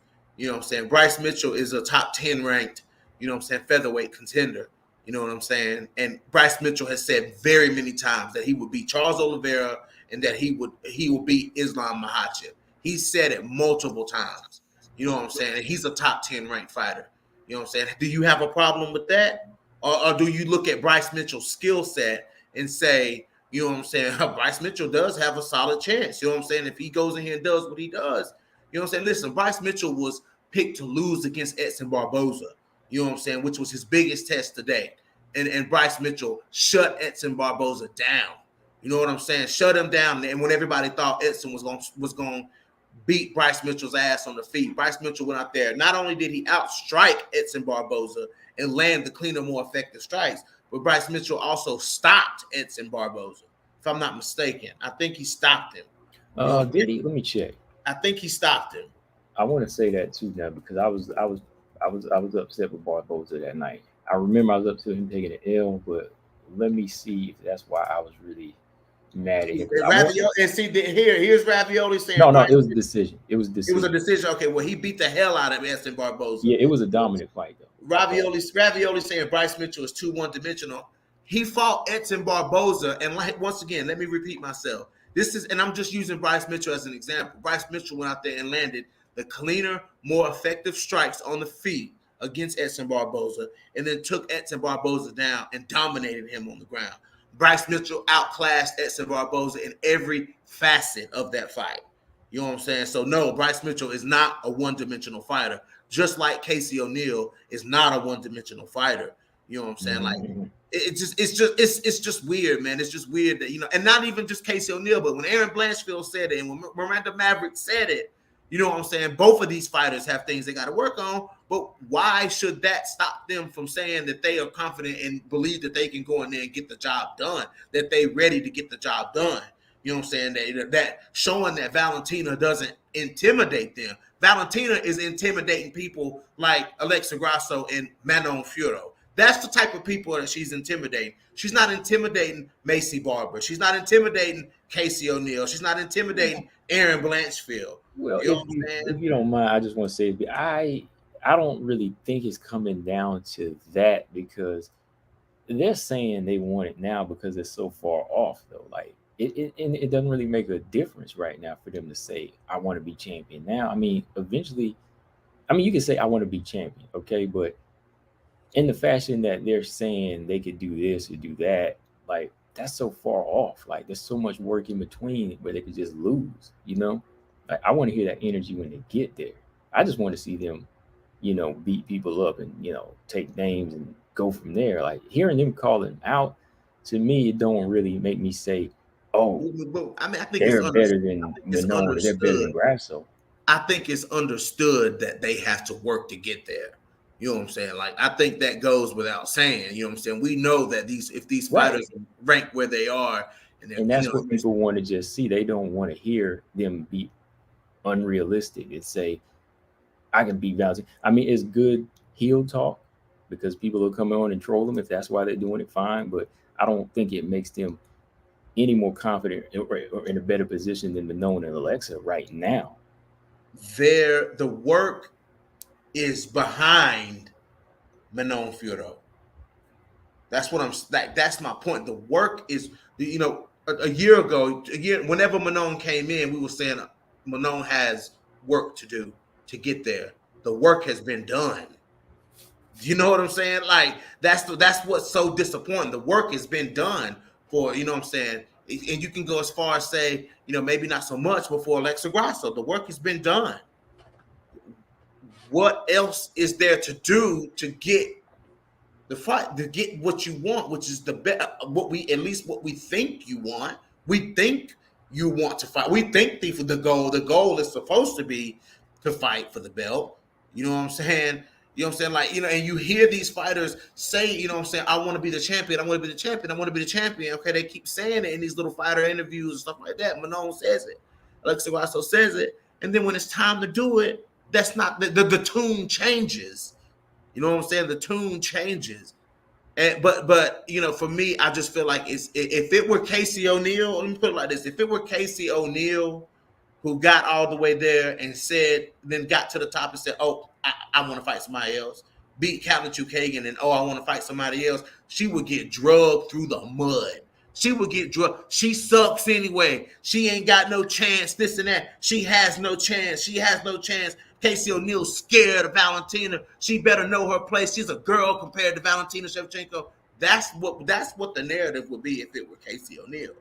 You know what I'm saying? But since it's Manon Fiorot, not necessarily from you, but all I have heard from Fiorot fans are excuses as to why she don't want to fight for the belt. I haven't. I mean, I could pull up some now. I've heard a lot of excuses. I haven't heard anybody like if you just want to say me, I may like slight. No. I'm not talking about you. I said that's why I said not. No, that's what I'm saying. Like I've made slight excuses for it, just saying that I respect her decision, but I haven't heard anybody. I heard anybody say, "Oh, after this fight, she gonna get lit up." Like I said, I had somebody on another, one of her interviews bring my name up and say I was overhyping her. So right, that goes to say like everybody's kind of pissed off at her. See, look, Saint said Manon was talking that tough-ish, which she really wasn't like overboard. Like she never really put herself out there like that. Like she's not the type to just. James said the only person not ducking is Tyler Santos. And as of much course, as this, of course, I've said that. As much as people gonna this, you know what I'm saying? But Jennifer Maia ain't ducking either. You know what I'm saying? Jennifer Maia ain't won the last few fights. But she ain't putting herself in the position. Like I said, right, the best example is Santos. Like you can talk all you want, but if you ain't coming with the skills, right, don't say nothing. Right, but even though Maia got beat 4 rounds to 1, Maia still wanted to fight her again. You know what I'm saying? Like that's the thing. But even to me, then the question is like, why? Why? I mean, if you didn't do much the first time, like Tyler did better. Tyler arguably won, so I would want to see her do it again. Jennifer Maia she was happy she lasted. You know what I mean? I love her, right. But she was happy she was in there. Oh no, Stamina. I'm not talking about people that aren't here. I'm just talking about people other than Combo. And a lot of the people that I am talking about are in these comments. You know what I'm saying? The people who hate. Go ahead. Oh, I got a good question for you. Here's a good question. They're going to argue, but Oren's got a good question. Do you think, I'm going to let you answer, do you think going 5 rounds against Araujo is as hard as just 3 rounds against Chukagan? Yes. Yeah, I think it's just as hard, only because you always, when you getting hit by Araujo is not the same as getting hit by Chukagan. Right. Like you know what I'm saying? Like, you're gonna fight, especially over 5 rounds, you're going to occur. What am I trying to say? Anyway, incur more damage. Like you're gonna take more damage over the course. Grasso did. You're gonna take more damage over the course of 5 rounds than a fight. Unless you Ebas, who Chuk almost knocked out. You know what I'm saying? But over the 5 rounds against Araujo is much more dangerous than 3 rounds against Chukagian. Okay, I'm gonna kind of go on the opposite side and say I think Chukagian was a little bit harder because after a while, Araujo, she had that danger to her, but Grasso always had enough skill to tame her. Right. Whereas Chukagian is just always doing something. I think Chukagian is mentally draining. Like Chukagian is like frustrating because she's Yeah. working. I think Chukagian worked a lot more in her 3 rounds and was always doing something versus like Araujo. There were times where Araujo was just getting picked apart. Like, and I think maybe like round 1, 4, and He was 5. getting countered to death. Yeah, just getting countered. Where Chukagian, I think she would be sneaking in takedowns or she would do something sneaky, and she's just so awkward. She just keeps moving, so it's kind of draining. So I think that I would say Chukagian is a little bit more draining to me. Like, no power, but apparently so many fighters have been frustrated by her because they haven't beat her. Right. Right. Yeah. People. Yeah. She frustrates people for sure. Like, she make you question how good you are. You know what I'm saying? She make you have those moments where you like, damn. You know what I'm saying? Like, where you see that look in their eyes, that frustration in their eyes, and you see them start wing. You said she has a tendency to make people start like winging shots. Mm-hmm. They just want to hit her. You know what I'm saying? Because she moves so well. You know what I'm saying? And you know what I'm saying? I think, man, Chukagian. I mean, what she does, man, is a whole lot of people don't do. A whole lot of people try to do, but they can't do. You know what I'm saying? Like, what she does is different than a lot of fighters at 125 pounds. You know Yeah, what I'm saying? But yeah. I was just severely let down. Like, I've said this before, but like, I'm really let down by Manon. You know what I'm saying? Because I was expecting Manon to just to take that, bro. You know what I'm saying? I was expecting her to seize that opportunity. Like you said, when we comparing Casey O'Neill and Manon, you know what I'm saying? You said, Manon got to make it happen right now. She's older. You know what I'm saying? Mm-hmm. She's older. She got to make it happen. You know what I'm saying? Then she gets there and it's just like, what is happening? Like, what is happening? You know what I'm saying? Like, Mm-hmm. she gets there, she goes, "Oh, I need another fight. I want to fight Alexa Grasso." So what? Yeah. Like, it just blindsided me, dude. You know what I'm saying? Like, and I'm like, damn, Valentina really do have some of these girls petrified. I didn't want to believe that. You know what I'm saying? Like, I believed it for fighters like Callum Chukagian and Lauren Murphy and you know what I'm saying, like those fighters and Roxanne Modafferi. Like, I believe she really did have them. I knew she didn't have Jennifer Maia scared. I knew that. I knew she didn't have Jessica Andrade scared. You know what I'm saying? Like, I just, there's some fighters that just ain't scared. Jessica I, she didn't have Jessica. Oh, she had Jessica I scared. Yes, she did. No, she did, man. She had her laid out, but she didn't have it scared. Yeah, I mean, yeah, there was that. I think there was some fake confidence there, like overcompensating for it. You know what I'm saying, from Jessica I with all the antics, before the fight. But you know what I'm saying, I don't think she was scared per se. You know what I'm saying, but the rest of them, you know what I'm saying, like there's always something that that just they're not 100% in it. You know what I'm saying, but it's for me. I see no problem with fighters like Blanchfield. You know what I'm saying? I can understand that these were people with the skill sets of Poliana Viana or, you know what I'm saying, Maria Agapova or, you know what I'm saying, Antonina Shevchenko. I can understand if it was people like that was saying the things that would be that they say. But these are people with legit solid skill sets who actually go out here and win. You know what I'm saying? These are people who are out here finishing people. You know what I'm saying? And they've all the people that are saying it have had those good wins. Aaron Blanchfield's last fight, the way she come back and finished that fight, you know what I'm saying? That shows you see something in that. You see something. Oh yeah. You know what I'm saying? You see a danger factor in these fights. There's a danger factor in Casey O'Neill. There's a danger factor in Aaron Blanchfield. You know what I'm saying? Like these are the ones that, when they say that, then they have a case. They have a case to say, to me, it gets me excited. It gets me excited to see the fighters who actually are showing something. Say what you want to say about Jillian Robinson, but Jillian Robinson is a dangerous finisher. You know what I'm saying? So to see fighters with a danger factor saying these things, who fighters who can say that, you know what I'm saying? If you out here looking sloppy and doing whatever, you know what I'm saying, shut the fuck up. But if you out here putting on good shows and good performances, you know what I'm saying, and you're showing, saying, hey, I can beat whoever they put in front of me, that's different. Especially come from behind wins like Aaron Blanchfield had. This come from behind win like Jillian Robinson just had when she was, taking a lot of damage in this fight and she stuck to a game plan. Casey O'Neill, fighting out of her element against a seasoned veteran like Roxanne, and getting the job done. You know what I'm saying? Stuff like that. Those fighters can say that. Those fighters can say that.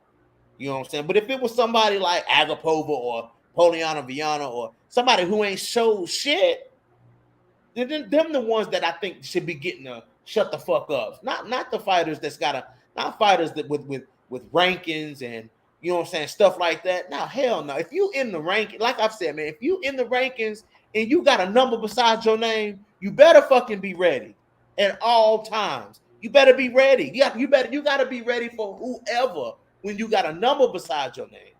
There's a reason you got a number beside your name. You better represent that number. You know what I'm saying? Be ready for whoever they put in front of you. You know what I'm saying? Because they liable for some, if some of these girls at the top can't get a fight, you liable to be picked. You liable to be picked. Mm-hmm. You know what I'm saying? So them fighters like Casey O'Neill saying, I'll take the smoke, or I'm seeing things in these top fighters, you know what I'm saying, that I see, that's good talk, guys. That's good talk. You know what I'm saying? People make that out. Oh, they need to be quiet. Be quiet for what? What do you want them to do? Hide? When they ask them about Valentina, you expect them to say, "Oh, next question, please." Hell no. They gonna say what they feel. They are all fighters. It is what it is. Hey, what do you think of the Manon Grasso fight? Do you think they'll make that happen? I mean, hell, don't neither one of them want to fight Valentina. So hell, what choice do they make? Well, you know maybe what? Maybe if we let I went to Twitter. I went to Twitter and I think somebody sent something out about Grasso possibly being an option for Valentina, and I think Valentina retweeted that. So, who? I don't know who it was. Somebody on Twitter retweeted something about something with Valentina's name in it about her fighting Grasso, and Valentina retweeted it. So I mean, she might like the sound of that. I mean, if that's the, I mean, Grasso did say, you know what I'm saying, if I would like to have another fight, but if the champion is what they offering me, I'll take the fight. So she did say that. At least she said that. Manon said that too. At least Grasso said that. Did Manon say that? Yeah, they said the same exact thing. They Okay. said I didn't they'll know if take she the title said that or not. fight, but they want one more fight, and that's what the whole uproar was being. Okay. Somebody, she retweeted this. Somebody said it pretty much seals it for Grasso versus Bullet being next, hopefully in Mexico, and she retweeted that. Oh, if that's in Mexico, oh my goodness. That'd be crazy if that was in Mexico. But that's the thing, like somebody just said Manon won 29-28. I guess that ain't the type of performance they want for Valentina next. But like I was just saying, Caitlin Chikag is number one though. Like, how do you expect her to look? I mean, she could have went in there and stopped her, but that's still number one. So they arguing that Grasso's look better, but to me, I mean, it's about the level of competition. So I am going to say I would rather Manon had made that call out before Grasso. To me, you beat the number one. That's what you're supposed to do, right? Yeah. I mean, when you beat Chookagian to me is the next best flyweight in the division. She's the next best flyweight. Maybe you can argue Jessica Andrade, but Jessica Andrade hadn't done what Chookagian has done in that division. Like, I get that Andrade is who she is, but her biggest wins are at 115. She beat Cynthia Calvillo, you know what I'm saying? And I mean, Katlyn Chookagian. Who else has she fought at flyweight? Oh man, Arujo. She didn't fight Araujo. You said Chikagian? No, Andrade. Oh, Andrade. Andrade just fought Chikagian, Calvillo, and that was it, right? Valentina. And Valentina, yeah, the Yeah, championship. so she hadn't done nearly what Catelyn Chookagian has done in that division. No, Yeah, she beat Chookagian, but you know, the body of work at 125, she has beaten more flyweight. Chookagian has beaten way more flyweights. oh yeah, yeah. You know, so it to me, it's just, you know, arguably she's the second best flyweight in the division. Oh Catelyn yeah, Chookagian got a she strong is. case for it. You So know, and then that's where it comes in tricky. A lot of people say Tyler Santos is, but you gotta, Chikagian was number one, so yeah. You know, but I keep forgetting Tyler. You know what I'm saying? Like Tyler may have taken that, man. That's what I said. Arguably, you know, Tyler could have arguably. You can argue Tyler Santos too. You know what I'm saying? Like, you know, you can argue Tyler Santos too. You know what I'm saying? But you know, I want to see Tyler versus Tyler. Ain't never stepped in there with the fire like Andrade. You know what? Chookagian walks right in the fire. You know what I'm saying? Like she don't care. You know what I'm saying? Chookagian just don't care. You know what I'm saying? I don't think I've seen her. I haven't seen Tyler walk through that fire. You know what I'm saying? Like Chookagian has, but you know what I'm saying? You know, that's why it's a debate between those two.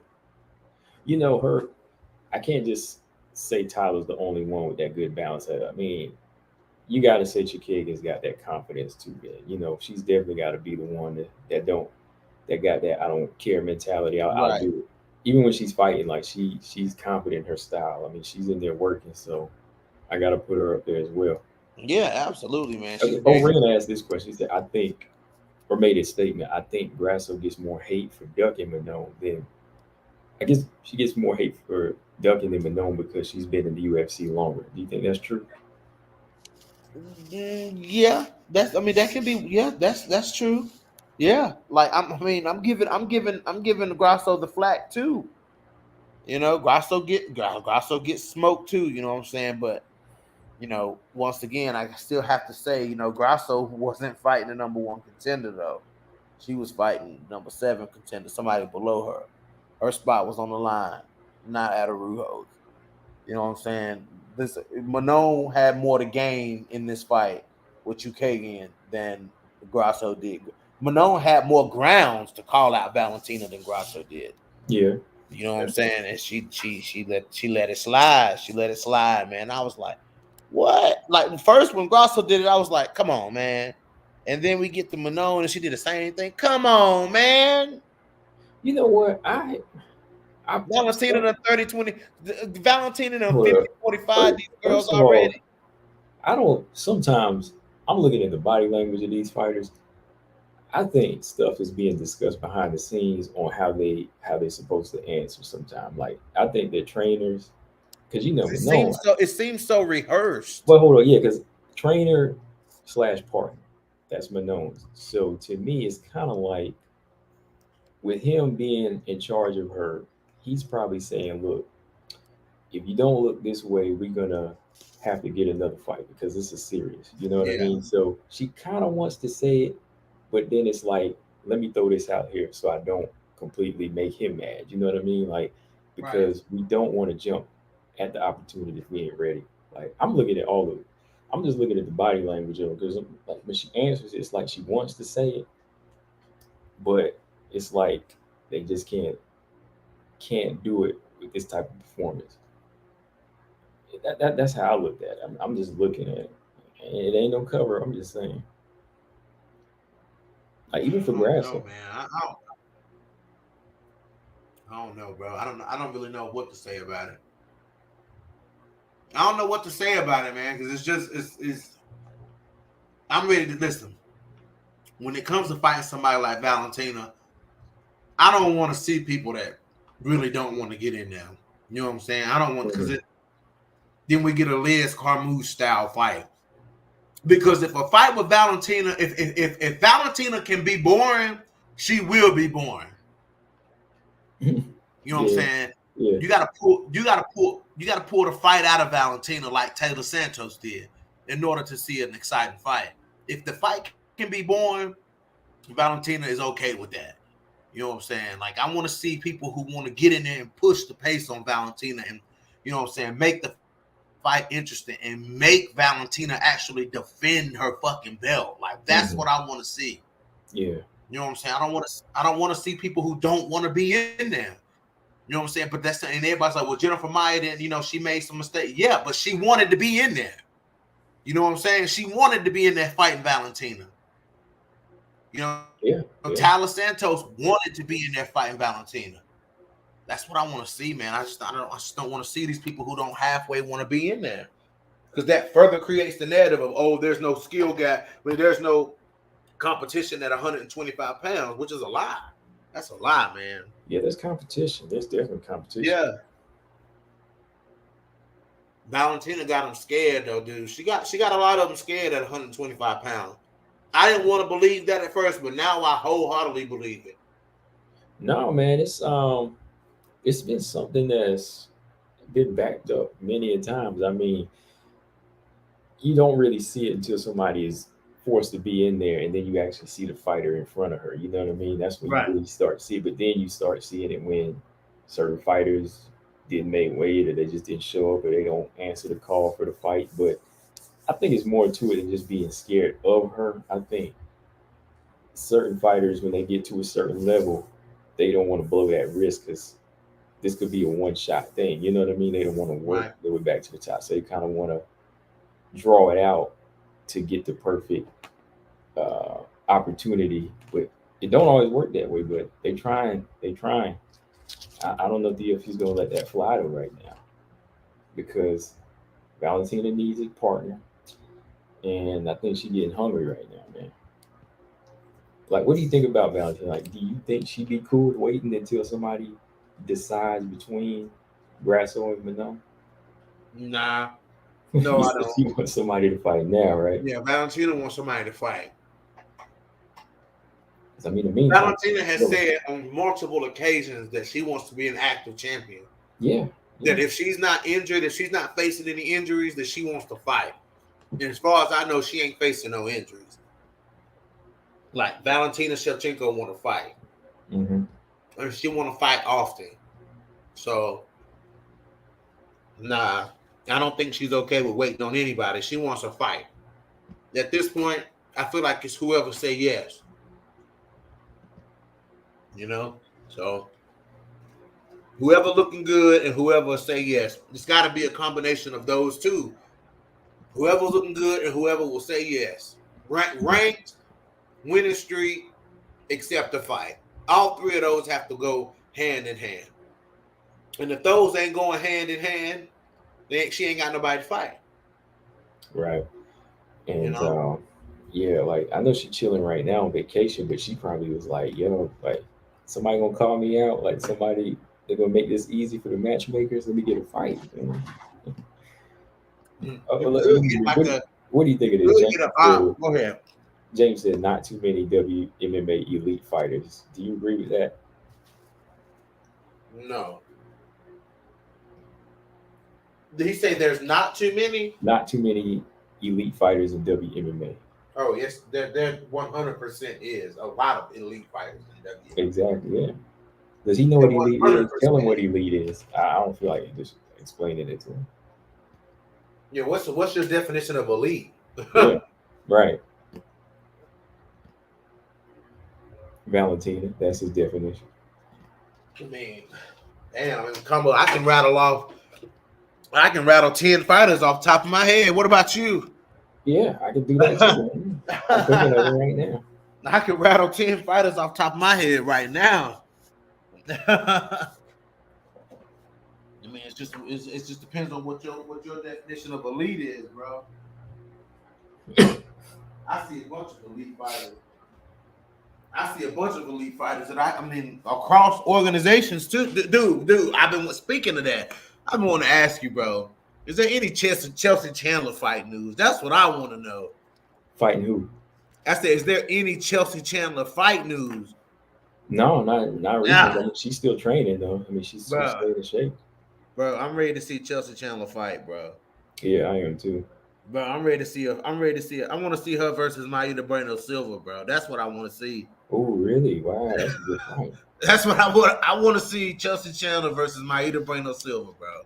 if she can make 135 though. Oh, that's right. That's right. Chelsea Chandler. Didn't she make 135? No, she was 145. Chandler fought at 35 in her first fight. No, Stoyanenko was a 145er. Bro, but they fought at 135. It was supposed to be 135, but they came in at, I think, 140. Oh, that's right. That's right. It was a catch weight. That's right. Chelsea Chandler fought up. That's right. Yes. Okay. It was at 140. Yeah. Okay. I mean, then what you thinking? Like Dumont versus Chandler? Whoa. That's a good. She called it. She called for it. Damn, she did call for it, didn't she? And then she called for. She said the girl that twerks. Oh, and Alan Perez. Yeah, Alan Perez, man. She'll demolish. Dude, the way Chelsea Chandler was in there damn freezing Stoliarenko, bro, she'll kill that girl, bro. Oren said Norma dump truck Dumont. Dump truck, bro. 18-wheeler. Man. It's more than a dump truck, bro. That's an 18-wheeler, homie. But yeah, man, Chelsea Chandler gonna be in there hurting girls, bro. I'm glad Felicia Spencer gone, bro. Look, I'm a little. They'll make me read this comment. Go ahead.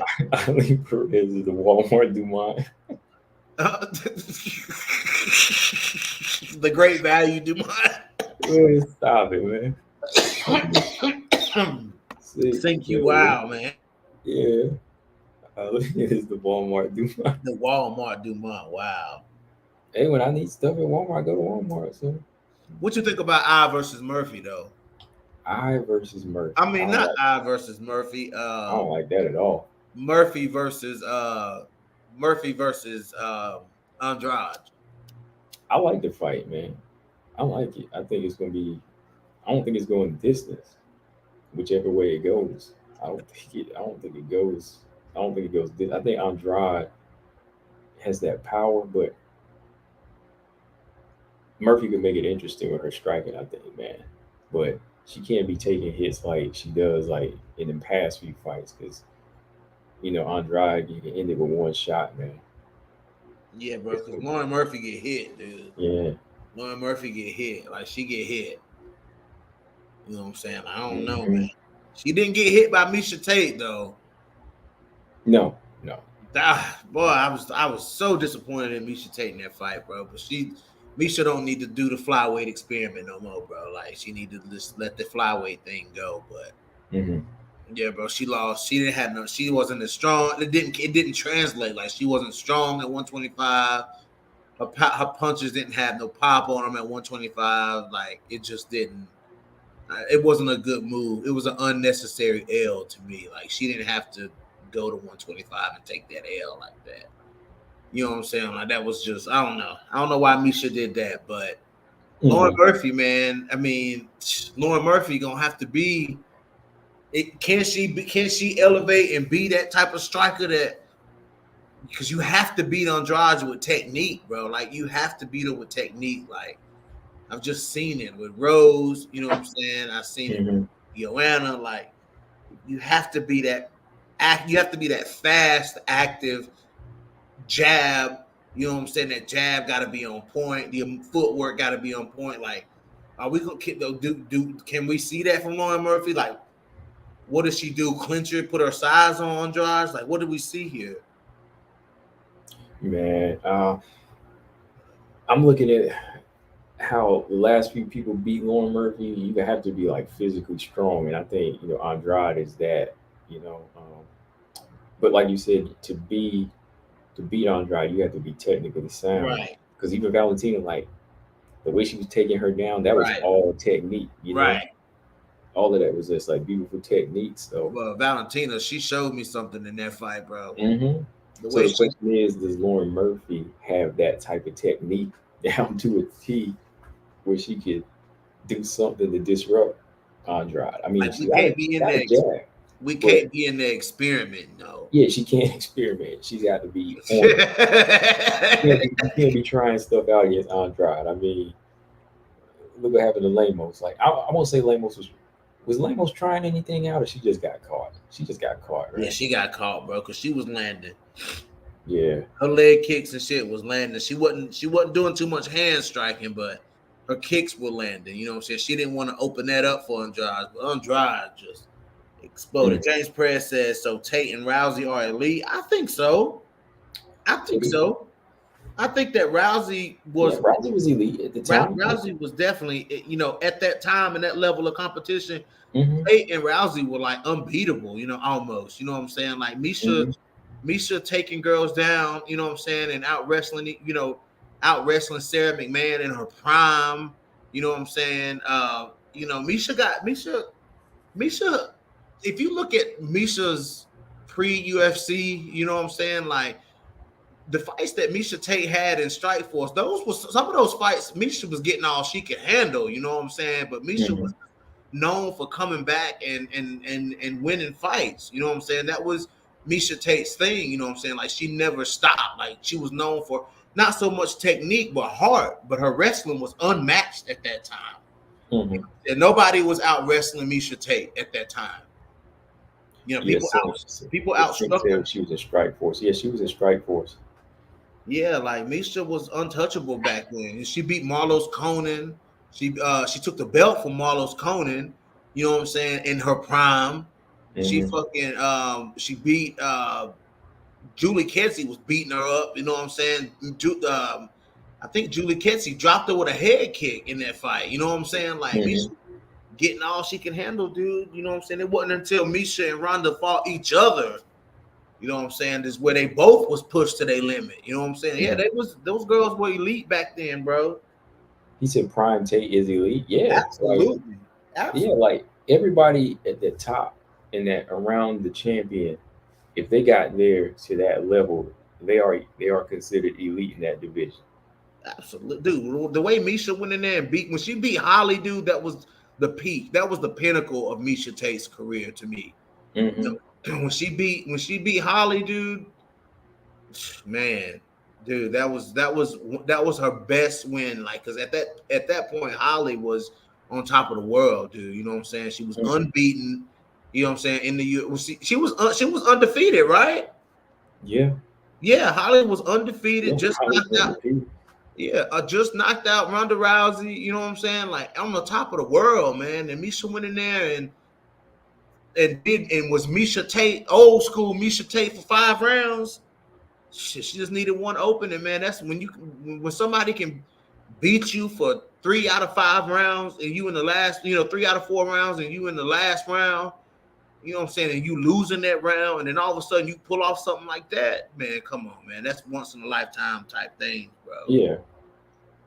Yeah, because to me, elite don't necessarily mean you have to have a belt in the division. Bless you.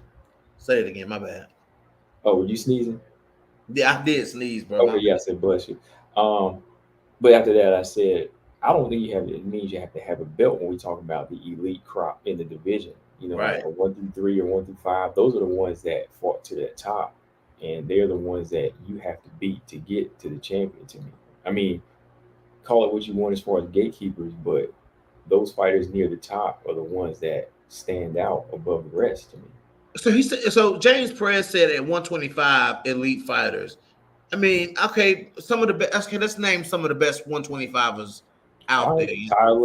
Tyler Santos, Tyler and Caitlin, and Andrade got knocked at number 6, but I think she's still one of the best fighters because she's proven. Yes, absolutely, dude. I would say with the level of boxing that Alexa Grasso has, I would say Alexa Grasso was an elite fighter. I would say McFarlane is an elite fighter. Excuse me. I would say, and there's a couple who could be elite. Like if Juliana Velasquez steps her shit up, she could be considered an elite fighter. You know what I'm saying? Like, you have elite fighters out there at 125, dude. It's not a whole bunch of them. But you have top level fighters out there, fighters who then you have potential fighters, fighters that can reach that status of elite, fighters like Macy Barber, you know what I'm saying? Like, you know what I'm saying? Like those fighters can reach that level of elite. So, I mean, it is what it is. Because even like when the strawweight division first started out, like the one standouts to me that I used to consider elite were, of course, Joanna the champion, but Yeah. Andrade and Claudia Gadelha at the time. You know, Carla. Carla, like those ranked like 1 through 3, 1 through 4, they were considered elite because Yeah. they had the well-rounded skills and they had Yeah. they had the skills to beat everybody else. Like Claudia Right. may not have the belt, but back then Right. she was to me elite. Yeah. That's what I'm saying. Those. Amanda. You can keep going. Amanda Nunes, Man, Nunez, elite. You know what I'm saying? Like shit, man. Jermaine Durandamy is oh yeah, elite. I mean, come on, man. You talking about high level fight? We're talking about. To me, listen. To me, is somebody elite means to me.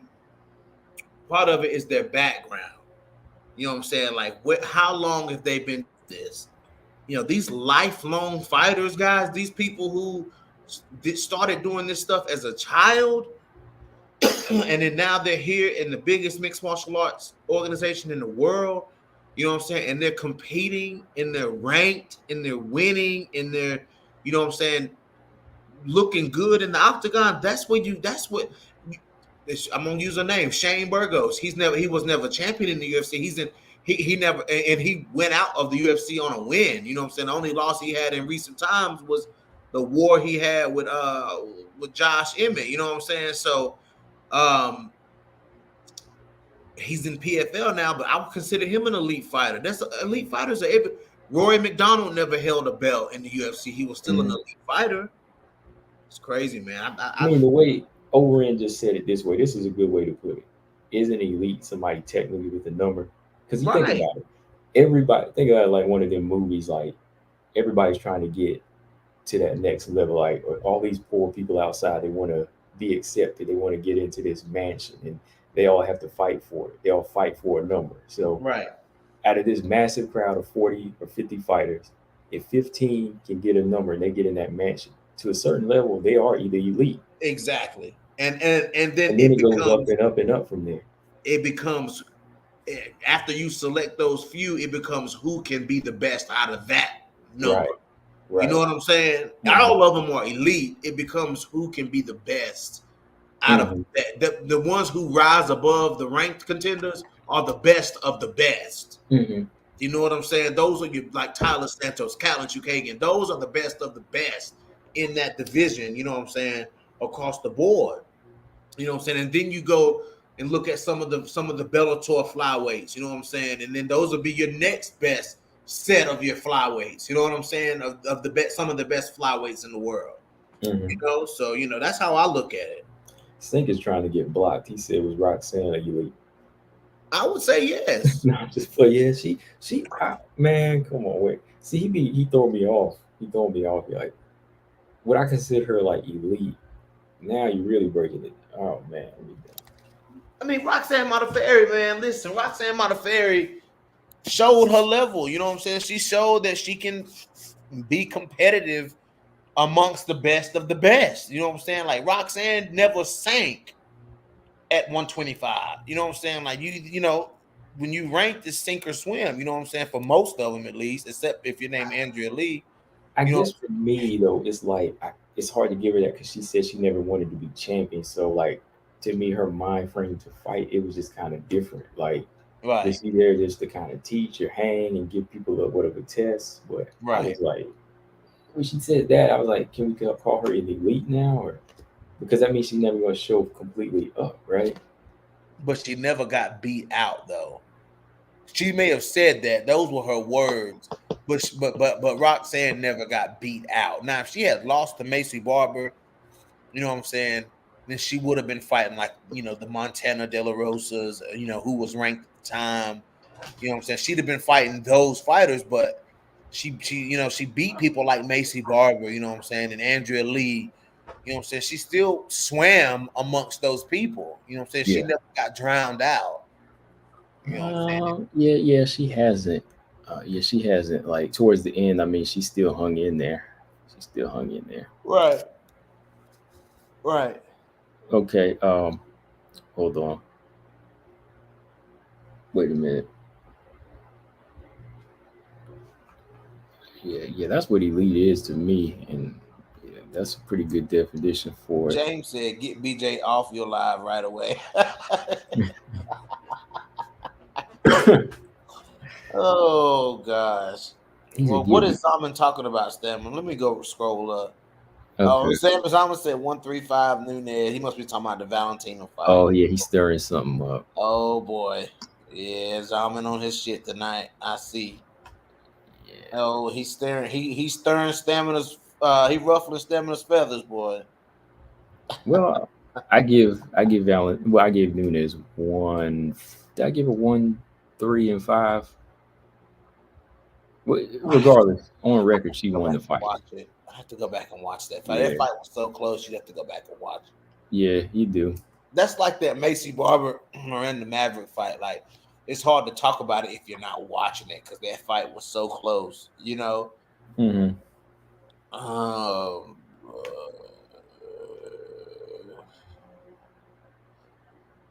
I would say Chris Dawkins is elite. You're talking about a heavyweight, right? You're talking about heavyweight where the ball game is a little different. You know what I'm saying? Like heavyweight. Okay, that's like Ngannou and Stipe. Like based on how they beaten each other, looking at the two fights that they've had, and based on how they've beaten each other, I would still walk away and say Stipe is a better fighter than Francis Ngannou. I would definitely walk away and say that. You know what I'm saying? Because Stipe showed Better skill, you mean? You think he he's better showed skill? he showed better skill Okay. than Francis Ngannou. Stipe outclassed in that first fight. He outclassed Francis everywhere. You know what I'm saying? He outstruck him. He landed the cleaner shots. You know what I'm saying? And he wrestled the shit out of him. Stipe showed his. I think he showed his level, his real level of wrestling in the fights with DC. The fights with Daniel Cormier, like people underestimated Stipe's wrestling going into those fights, and he showed his level. But the way he, even the way he got knocked out by, DC and Francis Ngannou, he still showed that he's a better fighter than both of them. You know what I'm saying? Like, I mean, it's just, the Stipe reference is always there. Like, it's just different. It's different at heavyweight because any one punch can change a fight at heavyweight. Like, Derek Lewis was getting beat up for 3 rounds against Alexander Volkov, and he landed one punch and put Volkov to sleep. Like, you know what I'm saying? Like, it is what it is. Right. Yeah, I mean, you got to give credit where credit is due, like as far as long time preparation and skill set when you're talking about somebody that climbed to the top off of that versus power. Look, I love, yeah, Francis Ngannou style, you know, as a champion, but I know where you're coming from. Yeah, like when you're talking just pure raw skill set. If this wasn't heavyweight, it would make you say Stipe might be still holding that belt, right? Right, exactly. Okay. But it's I can see heavyweight. that. I can see that. Okay. Yeah. Chris Dawkins, I don't know. Do you consider him elite? Then he lose back to back to Lewis and Yeah, he lost a couple of fights. You know what I'm saying? But Chris Blaze. Dawkins Blaze is beat him. still. Yeah, Blaze beat him. Mm-hmm. I think the deal with Chris Dawkins, I think he's fighting him and Tanner Bowes are both like they're both really light heavyweights and they're fighting at heavyweight. That's what I was thinking. Yeah, I was thinking like he don't look like some of these heavyweights. He might need to be a couple pounds lighter. Right. I think he would do better at light heavyweight. Him and Tanner Bozer. There's a couple Sergey Spivak, like there's a couple other heavyweights that are just small. Even Stipe to an extent. Like Stipe walks in at like 230 something. Yeah. He used to walk in around the high 240s, but this Stipe, he's low 230s. You know what I'm saying? Like a much slimmer, fitter Stipe. Yeah.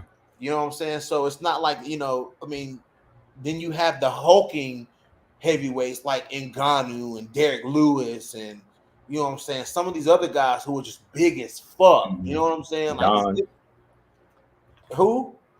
Cyril Gane, just Cyril Gane, yeah. Like, you have these big ass, and then you have, guys that's built like Tai Tuivasa. You know what I'm saying? Like, oh boy, yeah. What I'm saying? Yeah. You always one punch away with them guys, Right.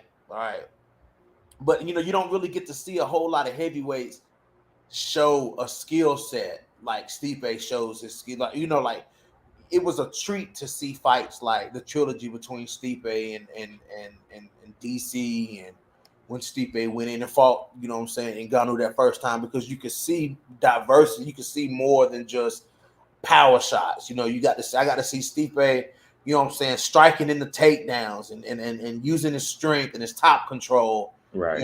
And out wrestling DC when DC, known as the best wrestler, and Stipe, reversing and taking DC down, like it was pretty major. It was good to see that.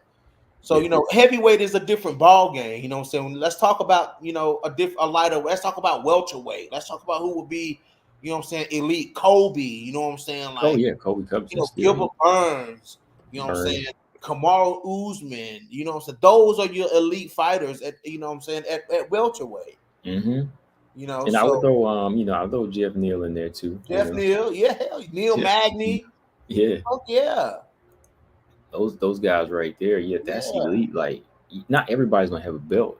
That's what I'm saying. Like, elite skills just means you stand out above the ones that are below you. You came out. You came out with those fighters. Right. Hey, Six said this. Look, I agree with him on this. He said the average MMA viewer ain't bringing up Valentina's name in any conversation because it is what it is. I mean, that's true. We talked about that before. Like, the men I know that watch fights just know these girls as the girls. You know what I mean? The blonde girl or the Chinese girl, the bald girl.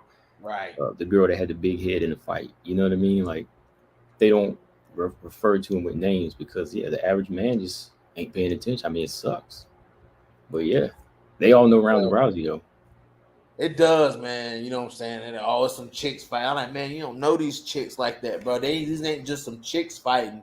These are lifelong mixed martial artists, man. They get in there and show this. They didn't just wake up and start doing this. This is something they've been doing their entire life. You know what I'm saying? Like, no, it ain't just that. This person used to be the whatever champion. You know what I'm saying? This person defeated such and such back then. Oh, man, this person had a war with such and such back then. You know what I'm saying? They don't see that. They just see a woman in their fight. Oh, I've seen her fight before. Oh, yeah. That's the girl that, knocked out Ronda Rousey. You know what I'm saying? Like, when people ask me, like in my job, I deal with the public. They come in. Mm-hmm. The first thing people say is, "Oh, you been watching any of them football games?" And the first thing in my mouth is, "Nah, not really. I'm more of an MMA person." Oh, yeah. I saw this, and then when they finally get at, because they don't use a name because they don't know any names. You know what I'm saying? But the fight that they reference to happened 5 years ago. You know what I'm saying? I'm like, okay, and I'm thinking, yeah, that was a long time ago. They're like, I seen that girl knock out Ronda Rousey. I'm like, oh yeah, that was like 7 years ago. Yeah. You know what I'm saying? I'm like, that's something they seen. You can see stuff like that scrolling on Facebook. Mm-hmm. You know what I'm saying? Like, you ain't tuned, you don't know nothing about this. Like, don't talk. Like, I hate when people do that. Like, this, it's like MMA is still like a flyby sport to some people. You know what I'm saying? It's just oh yeah, I heard that John Jones supposed to be coming back. Okay, I'm glad you know John Jones. Do you know who Habib Nurmagomedov is? Yeah. You know what I'm saying? Like, I'm asking, do you know who Carlos Esparza is? Do you know who Do you know who Amanda Nunes is? You know what I'm saying? Like, I'm asking stuff like that. Yeah, That's how it be. That's why it comes to a point where it's like, I just accept it. It's the truth, and we just gotta just rock with it. I mean, if they don't want to know, then they just don't know. So I don't really. It got to a point where I don't care. I still enjoy watching them, and I can for sure tell you Valentina don't care because she's still getting paid and she's still a champion. So all of them fighters, I'm sure they would like the sport to be a little more well known, but it's not gonna. It is gonna hurt some of them, of course, because that's why they don't get paid the way they should sometimes. I think for some of the women, but it's whatever at this point. I think the men are always going to just be in that box when it comes to women fight. Like, if you said, if they don't know who some of the men were, they ain't even they ain't gonna know who the women are. Right. Yeah, French girls. I tell you one thing though, 25 million people know who Tabitha Ricci is.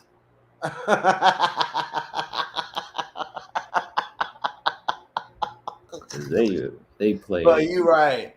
they Yeah, played you the heck right, out of bro. that video. Yeah, bro. 25 million people know who Tabitha Ricci is for sure. Mm-hmm. They know who Tabitha is, bro. I mean, that video got some crazy views, dude. Yeah. And it was the thumbnail, bro. That's all it was the thumbnail. That's all they needed to see was the thumbnail, bro. And the thumbnail was enough. Oh yeah. Okay. Stamina, not stamina, but Overend said, "Do you think WMMA got less recognized since Ronda retired?" I think so, I think so too, yeah. because you see the bantamweight division is just like dry now. Oh, it's dry, bro. Everybody loved that division. That was the division, you know. But now that Ronda left and Holly's just gone, it's like, oh, you know. Yeah, man. I feel like bantamweight was heating back up. You know what I'm saying? I think there was a point where when Jermaine was active and Holly was active, Mm-hmm. um, and then a lot of fighters went inactive. Holly, Jermaine, Yana went inactive. Yana was racking up wins. You know what I'm saying? Like everybody, but then everybody just kind of paused on a division that already had less light.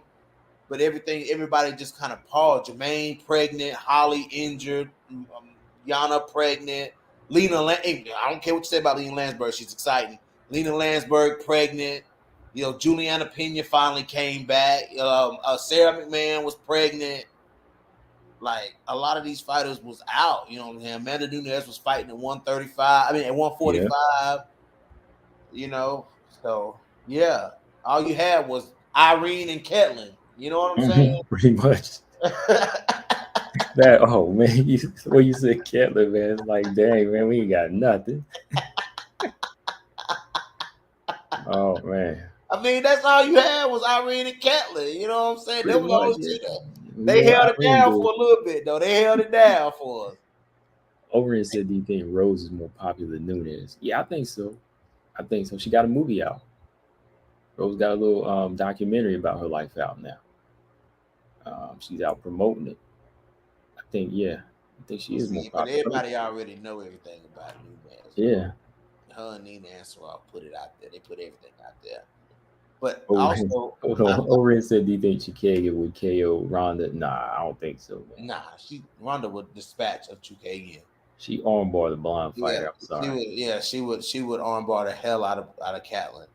Catlin ain't got the power to stop. You got to stop somebody like Ronda. Like, you know what I'm saying? Like, You gotta have bricks, man. right, you got to have bricks. But I also think that some of the reason 125 died down, 135 died down, was because of 115 and 125. Man, what they lit up, dude. Like 125 and 115, they both lit up. You know Mm-hmm. what I'm saying? Like, because 135 had its time to rule, and 115 was kind of in the corner.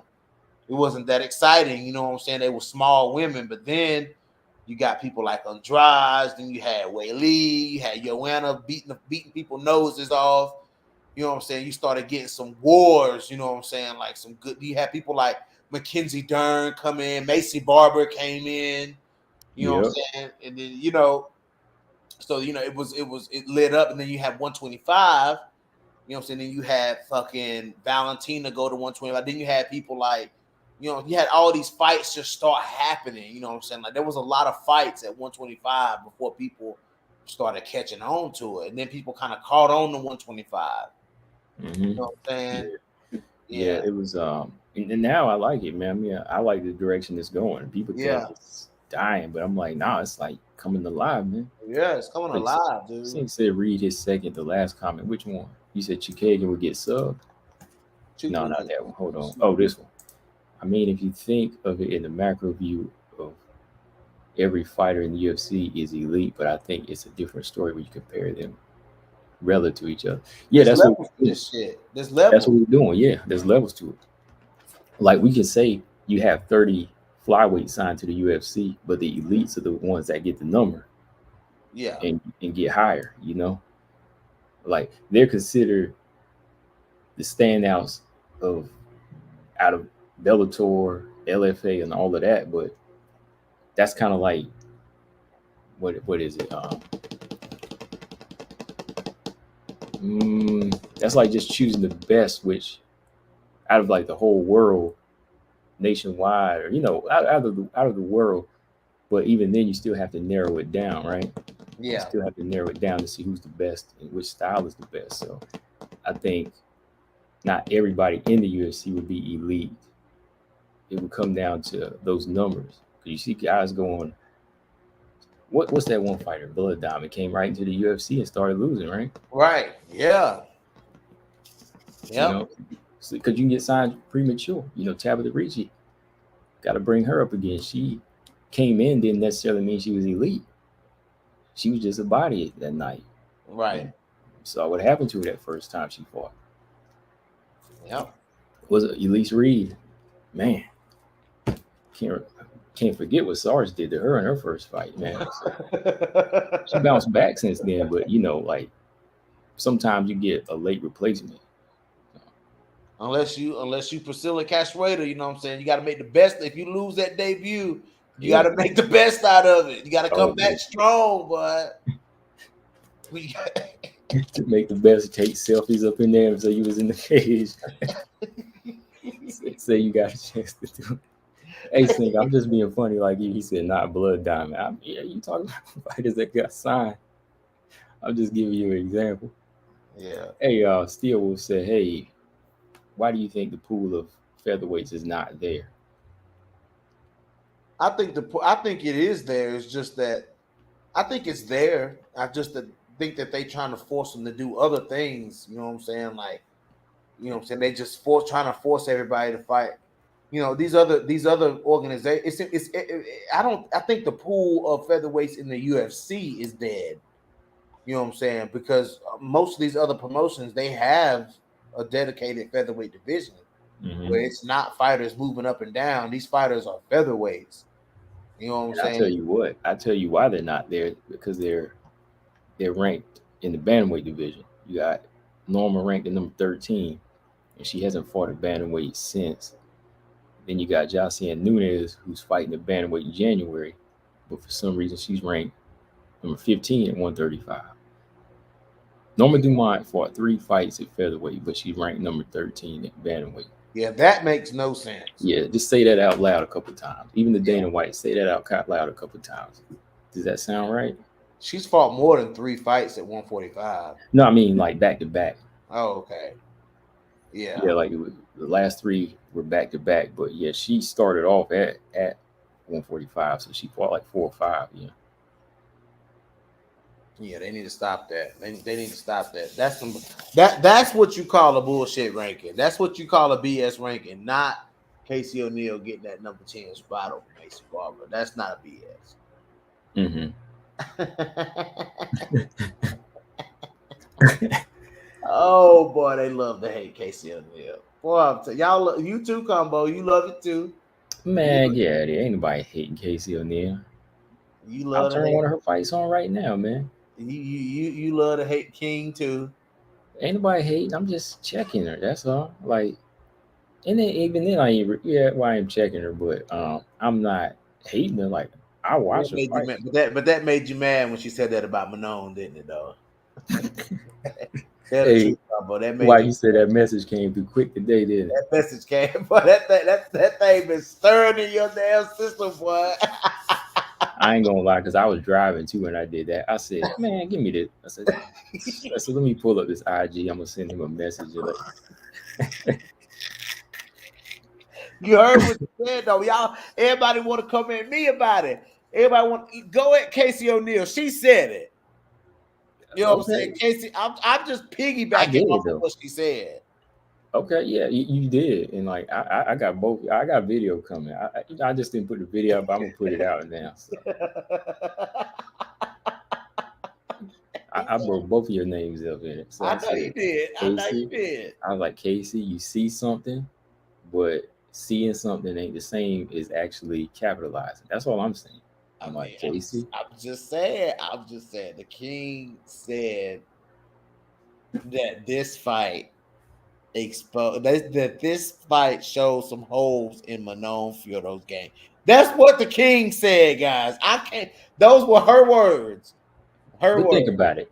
Okay, so you see a few holes in the game, but it was the number one contender, right? Like that's gonna happen. Not all of the time, but it will happen. And at least she still won the fight, right? Ain't that what it comes down to? You won the fight.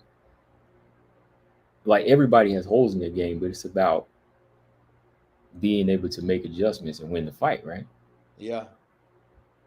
So I'm just saying, like, when Casey said that, I said, "Man, BJ, you about to take this heat forward, man."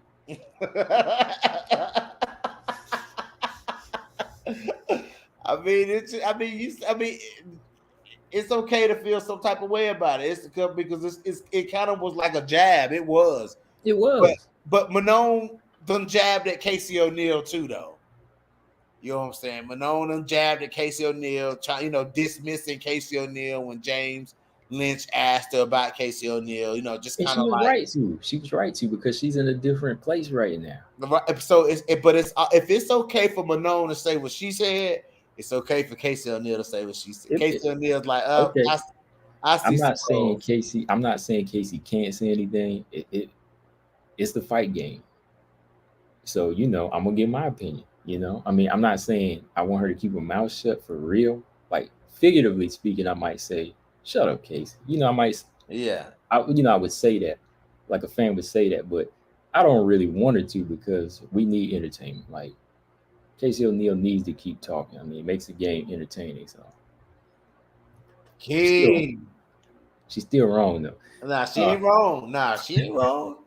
Jillian Robinson said, but if y'all haven't watched, Mike Cuddles or paid attention to anything that Jillian Robinson says, Jillian Robinson said both of them necks can be snatched. Oh boy.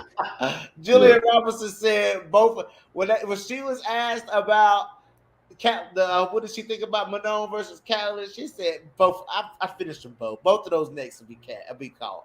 Okay. Both of them. Look, I like G-Rock. I like G-Rock a lot, but I just need her to get it tight, get her a number, and get up in there, man. Because she can tighten up on one or two things. She got a big fight coming. Who's she fighting? She's trying to get on that Miami card. And in December, she's going for it and she's calling for a ranked opponent. So really? Yes. She said, I don't have any injuries. I don't have any injuries. I'm ready to go. I haven't fought in Miami. I've never fought in Miami. I want to do it. What I'm saying? Oh, hang on. Oh, Ren, that was Jojo Barris, that kickboxer that beat Cyborg. Yeah. So who would be a good get back name for her? It would be Calvillo. Dude, she needs to fight Cynthia Calvillo. Like let me tell her I said, G-Rod, you need to ask for that Calvillo fight. She need that Calvillo fight, bro. And I think that could be it because I think Calvillo could be looking at Jillian Robinson as like a fight that she can win. You know what I'm saying? But I'm not sure if she can I don't think she can beat Jillian Robinson. I'm sorry. I don't think Calvillo can beat Jillian Robinson. You don't think so? No. Not at this stage. I mean, she's done it before, but I'm just saying, like, do you think at this stage in her career, Calvillo is on the downside? I don't think that Calvillo could. I don't think that she could in the UFC period. As long as Jillian Robinson been in the UFC, I think this whole time she could have beat Calvillo. Yeah, like you know what I'm saying. I just don't think Calvillo is gonna bring. She beat Jillian Robinson very early in her career, like very, very early in her amateur. Like not amateur, it was professional, I think, but it was very early in Robinson's career. You know what I'm saying? Robinson definitely wasn't the person she is now. You know what I'm saying? This Jillian Robinson now would eat Calvillo. Well, Sink said it is the number one contender, but she was supposed to be this beast. Casey is right though. Now we know she ain't on that Andrade level. Who is though? Andrade is Andrade. That's my new quote. Andrade. I've been saying that for a while. That's my new quote. Saying Andrade is Andrade, and this fight was 50-50. I sure did, Mel. Don't bring that up. I thought Calvillo could pull something out against Andrade, but it just didn't work. I don't know what happened there. Oh, Mel put that out. Oh, Mel. Oh, Mel, just quit reminding me of that. I'm gonna put these names on blast right now, BJ. BJ was one. Stamina was one. Marcus Bell. They was all trying to hypnotize me that Calvillo was gonna win. But you know what? That day when the fight started, before it started, I had to slap myself and say, "What are you doing?" And it's coming from a Calvillo fan. That's why I love the energy she was bringing. But then I'm just like, Andrade is Andrade. Right. Yeah. I was like, not today, man. Like, and she said it herself when she felt that power. She was like, "Oh no." Cynthia beats Jillian. How? How would she beat Jillian Robertson though? Like, I'm trying to figure out, and like, if she ain't gonna knock her out, you know what I'm saying? Like, she ain't gonna do nothing to hurt her on the feet. If Cash Wader couldn't knock her out and Maria Agapova couldn't knock her out, then I doubt that Cynthia Calvillo can knock her out. Let's if Poliana Botelho couldn't knock her out, they can't knock her out. Calvillo ain't knocking her out either. You know what I'm saying? But if it goes to the ground, Jillian Robertson is a much, much, much better ground fighter than Cynthia Calvillo. Like, much better. Much better. I don't know. Calvillo's good on the ground, though. She's good on the ground, yes. But it's levels to that ground game. It's levels to that ground game. Just like it's levels to that stand-up game. You know what I'm saying? Like, I would never go out here and go on record to say Jillian Robertson was a better striker than Manon Fiorot. I would never go on record to say that because there's levels to it. Never say Casey O'Neal's a better striker than Manon? Yeah, she's not. Nah, Casey O'Neal's not a better striker than Manon. She's not a more technical striker. She's not a more technical striker than Manon. Cynthia will out-grapple Jillian. Okay, Marcus Bell. And we've seen evidence of that. We've seen evidence from that from what? He said Cynthia will out-grapple Jillian. Wow.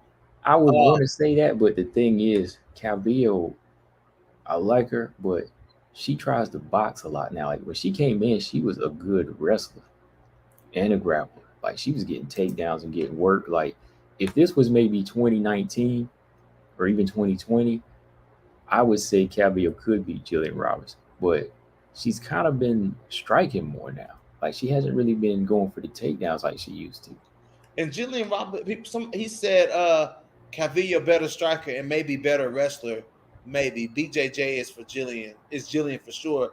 Jillian Robertson isn't just BJJ. Jillian Robertson is a solid mix of wrestling and Brazilian Jiu-Jitsu. Like, I think Calvillo wrestling is better though. Do you think it's better than Robertson? The way Robertson mixes wrestling with the Jiu-Jitsu? I think her wrestling, like, I won't say her BJJ, but I think her pure wrestling, it was looking better when she used. I mean, she was using it to take down like Botelho and them and Rodriguez, and she gets some takedowns with ease. Like, when she's in there, like, she took down. Did she take down Caitlin Chikagan? Oh, she should have. She tried. Yeah. She didn't do enough though. But like, when she started just kind of going into strike mode more, she started to kind of ignore it. But if she ain't using it as much in fights, I don't know. That's the question. I don't know. Like, G-Rob has still been committed to her game, so it could very much well be G-Rob. So bad. I wouldn't put money on it. Let me put it that way. Jillian need to get some get back though. She need to she need to get like she need to win 2 more fights, 3-fight winning streak, and she need to go back for that Macy Barber smoke again, bro. She need to get that smoke back. Yeah. Okay, Mel. Yeah. She did take her down like once or twice, real quick. I thought so. She just didn't stay on it. She tried to box Chikagan. Yeah, and which she got. Chikagan opened her nose up in that fight too. I was like, wow. Yeah, she beat the brakes off of Calvillo. Yeah, thank you, but yeah, Jillian definitely beats Cal. I think so. Oh, Roger, what's up? Yeah, he said I think Jillian beats Calvillo. Yeah, I think so, man. James Press said, BJ, let Pena come down to 125 and take on the Queen. 2 of your girls with that dog going at it. How about that? Pena would outdog your Queen or what? Pena would beat Casey O'Neal. If that's what you're asking, absolutely. She would beat Casey O'Neal. 100%. Listen, Juliana Pena is different, man. Like, that's a different beast. This is the one. If Calvillo fights Jillian right now, Cynthia will be back in the win column. Okay. Okay. Hold on, what did he say? Kevin fights Jillian right now. Wow. She needs it though. She's on 4-fight losing streak right now. Mel said, "Can Pena even make 125?" Pena was a 25er before she was a 35er, bro. Yeah, and And her they and Misha were talking about that. say what? Her and Misha Tate were talking about at the time, like they were both saying like they could make 125. Yeah, they can. Yeah, she can make 125, bro. She only missed weight one time at 125, and then she moved up to 120, 135, and then never went back. She missed weight one time, and then she never went back. Yeah, Juliana Pena, dude. Juliana Pena got bricks in her hands, dude. Like, she ain't just a wrestler. I tell you who has a good frame for flyweight, and you've heard me say this. Juju. Yes. Juju. Like, something about her build, man. It's just like she's got the long reach, and she's like got the shoulders, and she's just like she's not skinny. Right. She's like built, right. She's not like a wiry 125, but she's not wiry with the length. She kind of solid with it. Yeah, she was good. I want to see her, dude. Put her in there with KGB. That's the only fight I want to see. I just want to see I want to see her go in there with Andrea Lee, bro. Like, give her Andrea Lee. Like, give her somebody though. But dude, oh yeah, I'm going. Yeah, Andrea Lee. Andrea Lee by Ragdoll. She asking for a fight though. I can't. Everybody keep the dude that does mic cuddles with Jillian Robinson keeps asking Robinson about a fight with Miller. The fans keep asking, like, would you fight Juliana Miller? And like Jillian Robinson gonna shy away from it. She was like, yeah, but I doubt that'll be the fight that they give. You know what I'm saying? Like, you know what I'm saying? They're not gonna, give her me, you know what I'm saying, right away. They'll probably give her, somebody a little, you know what I'm saying, newer into the division like she is, you know what I'm saying? Mm-hmm. But I mean, they could. Yeah, they could. Man, I'm just really curious. Is that I'm excited to see what Juju can do. I mean, just off of how she's been developing as a fighter. I mean, this girl came in average at best to me. You know what I mean? Like, just say being that real. Again. Juju came into the house just okay to me, but whenever she blasted through the whole thing, I was like, she's really improving as a fighter. Yeah. Juju really improved, and that impressed me. She listened. Listens, yeah. I mean, that was it, dude. Like, I mean, Juju listened to, like, everything that came out of Pena's mouth to Juju was fucking gold. Mm-hmm. You know what I'm saying? Like, it was gold. It really was gold. She took it as gold. Yeah. And she, like you said, man, she listened, she learned. You know what I'm saying? When Pena was telling her throw those straight shots, what did she do? What did she do, bro? Oh man. Snapped the head back. Go ahead. She snapped the head back, right? Bro, I knew she would do. When I seen the way the fight, when I seen the way Claire Guthrie bought the fight to Juju, you know what I'm saying, and the way Juju responded to at that moment, I was like, all right, this girl is about that life. You know what I'm saying? Like, the way she, because Claire Guthrie, I don't think that should have been the first fight. I think they should have both fought somebody else, and then I think it would have been it would have been an even better fight if they met like in the finals or semifinals. Yeah, I think so too. I think they kind of rushed it. Yeah, they rushed it, because they had. I mean, both of their last fight was with each other. You know what I'm saying? Mm-hmm. So, I mean, I think they kind of rushed that rematch. You know what I'm saying? It would have been an even better.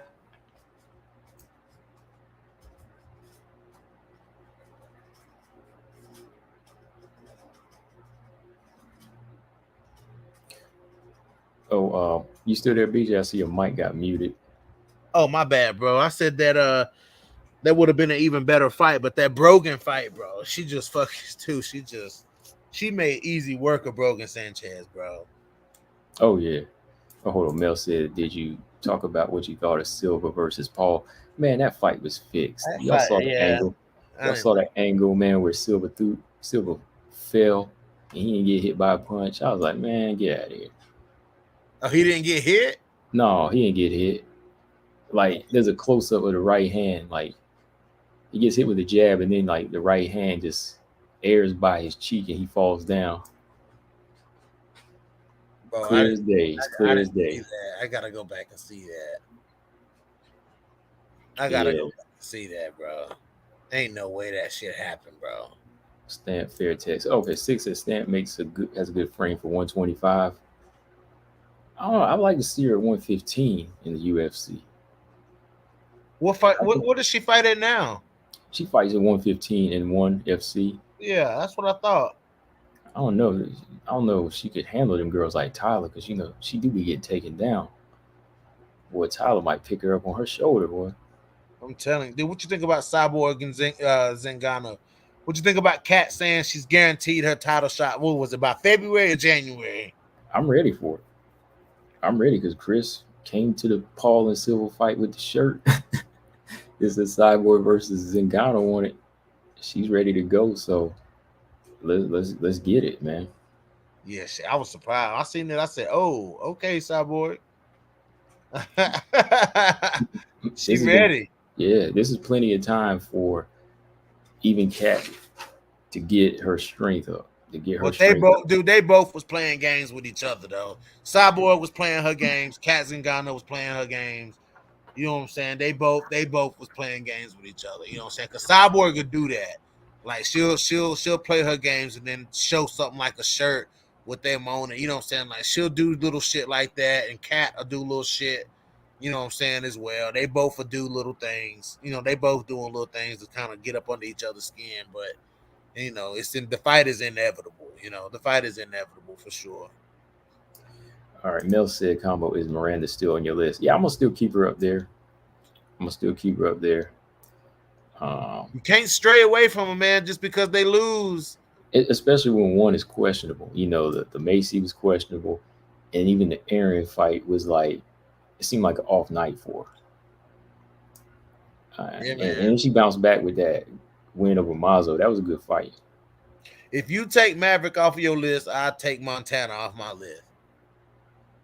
Nah, I'm gonna keep her. I'll keep her up there. Nah, yeah, because Montana 1-1, so yeah. Mm-hmm. Since being on my list, she's 1-1. Yeah. So okay. Yeah, Maverick, dude. I'm looking for Maverick to have a big 2023, though. I really am. She got a fight coming up, right? Yeah, this weekend at Shanna Young is a rematch to the Invicta fight. So yeah, she got to.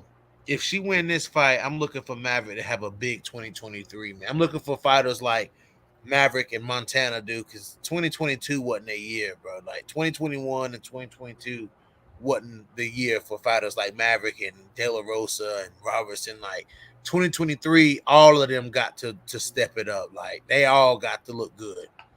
Mm-hmm. You know, Robertson got to have a big 2023.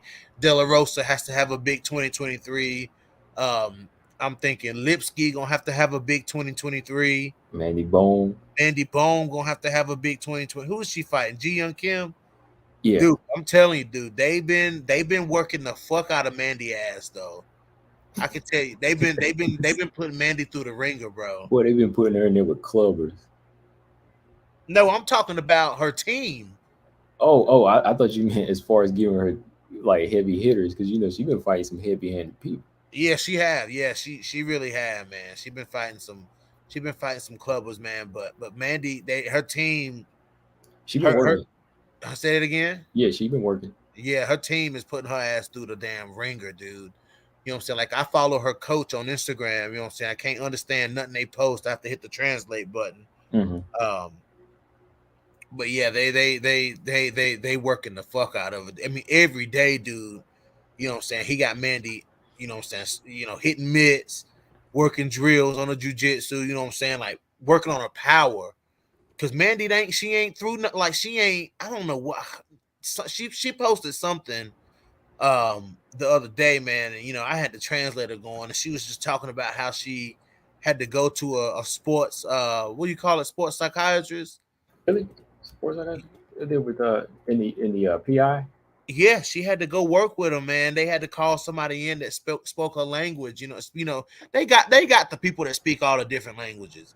You know what I'm saying? And they had to put. She went to a sports psychologist, man, because she said her last couple of fights, she ain't been there like been there Mm. and stuff. You know what I'm saying? So she working on that, man, and they pushing Mandy. So I really want to see something in this fight with Ji and Kim, man. Like, you know, some of my girls don't let me down, like Mandy and Liana Jojua. Like, come on, man. I want to see them girls do good too, you know. Those lower level girls, I want to see them do good too, you know. Hey, Jojua look like she's stepping in the right direction. Yeah, training with Valentina. That's what she need, bro. You know, I hope Valentina putting that work on it too, boy. I hope she has to. she She need she to. got to. Yeah. I mean, that's what she need, bro. She need that kind of heat from Valentina, bro. From somebody like Valentina. That's what she need, because Jojo, she falling flat, bro. Like, she falling flat in these fights, bro. Mandy Bohm too. Lipsky falling flat in these fights. You know what I'm saying? But man, I hate that. I don't know what Lipsky was doing that night, man. She started trading, and then the minute she started trading, I said, I got this pick wrong. But Lipsky could hurt. Like, Lipsky could have hurt Priscilla though. Nah, it was too late. Like, the way she was swinging, and she got clipped in mid swing. I was like, I lost this fight, and then it was like, boom, she got knocked down. I was like, that's it, bro. That was crazy to see, bro. Semler said DLR, Lipsky, and Bowman not having a big 2023 bank on it. Out of those three, I would say Montana has the most. You know what I'm saying? The most chance to have a big 2023. Listen, you can say what you want. Montana wins fights though, so you think she's gonna have a bigger 2023? I think Montana can have a big 2023. I'm not falling for that this time, BJ. Don't try. That's okay. You don't have to. You don't have to. You know what I'm saying? Yeah, I think Montana can have a big. Did Hannah Goldie get cut? Sink was asking. Did Hannah Goldie, or she still? Yeah, Goldie got cut. Oh, Goldie ain't in the UFC no more. Okay, that's why she's been going extra harder on IG. Right. Yeah. Okay. Mark said, I feel like Ebos is having an identity crisis. She's trying to find her way, but she's not sure where to go next. Do you think so? Nah, hell no. I think she knows where she. Yeah, I think Reba want to fight, dog. To be honest. Yeah, she's a wolf. She go wherever the meat is. I think Ebos just want to fight, bro. That's all I see. Ebos she'll take all smoke. Yeah, and you know what? I do agree. If she would have beat Valentina that night, not Valentina, if she'd have beat Chikagan that night, she would have been calling for Valentina. She'd have called out Valentina Shevchenko. That's a shame. I put $200 on it. A strawweight would have done it over a bona fide flyweight. Mm-hmm. That's crazy. Mm-hmm. She would have said, I just beat the number one contender. So, exactly. let's fight for the bell. Let's go, Valentina. Yeah, let's go. She would have said it.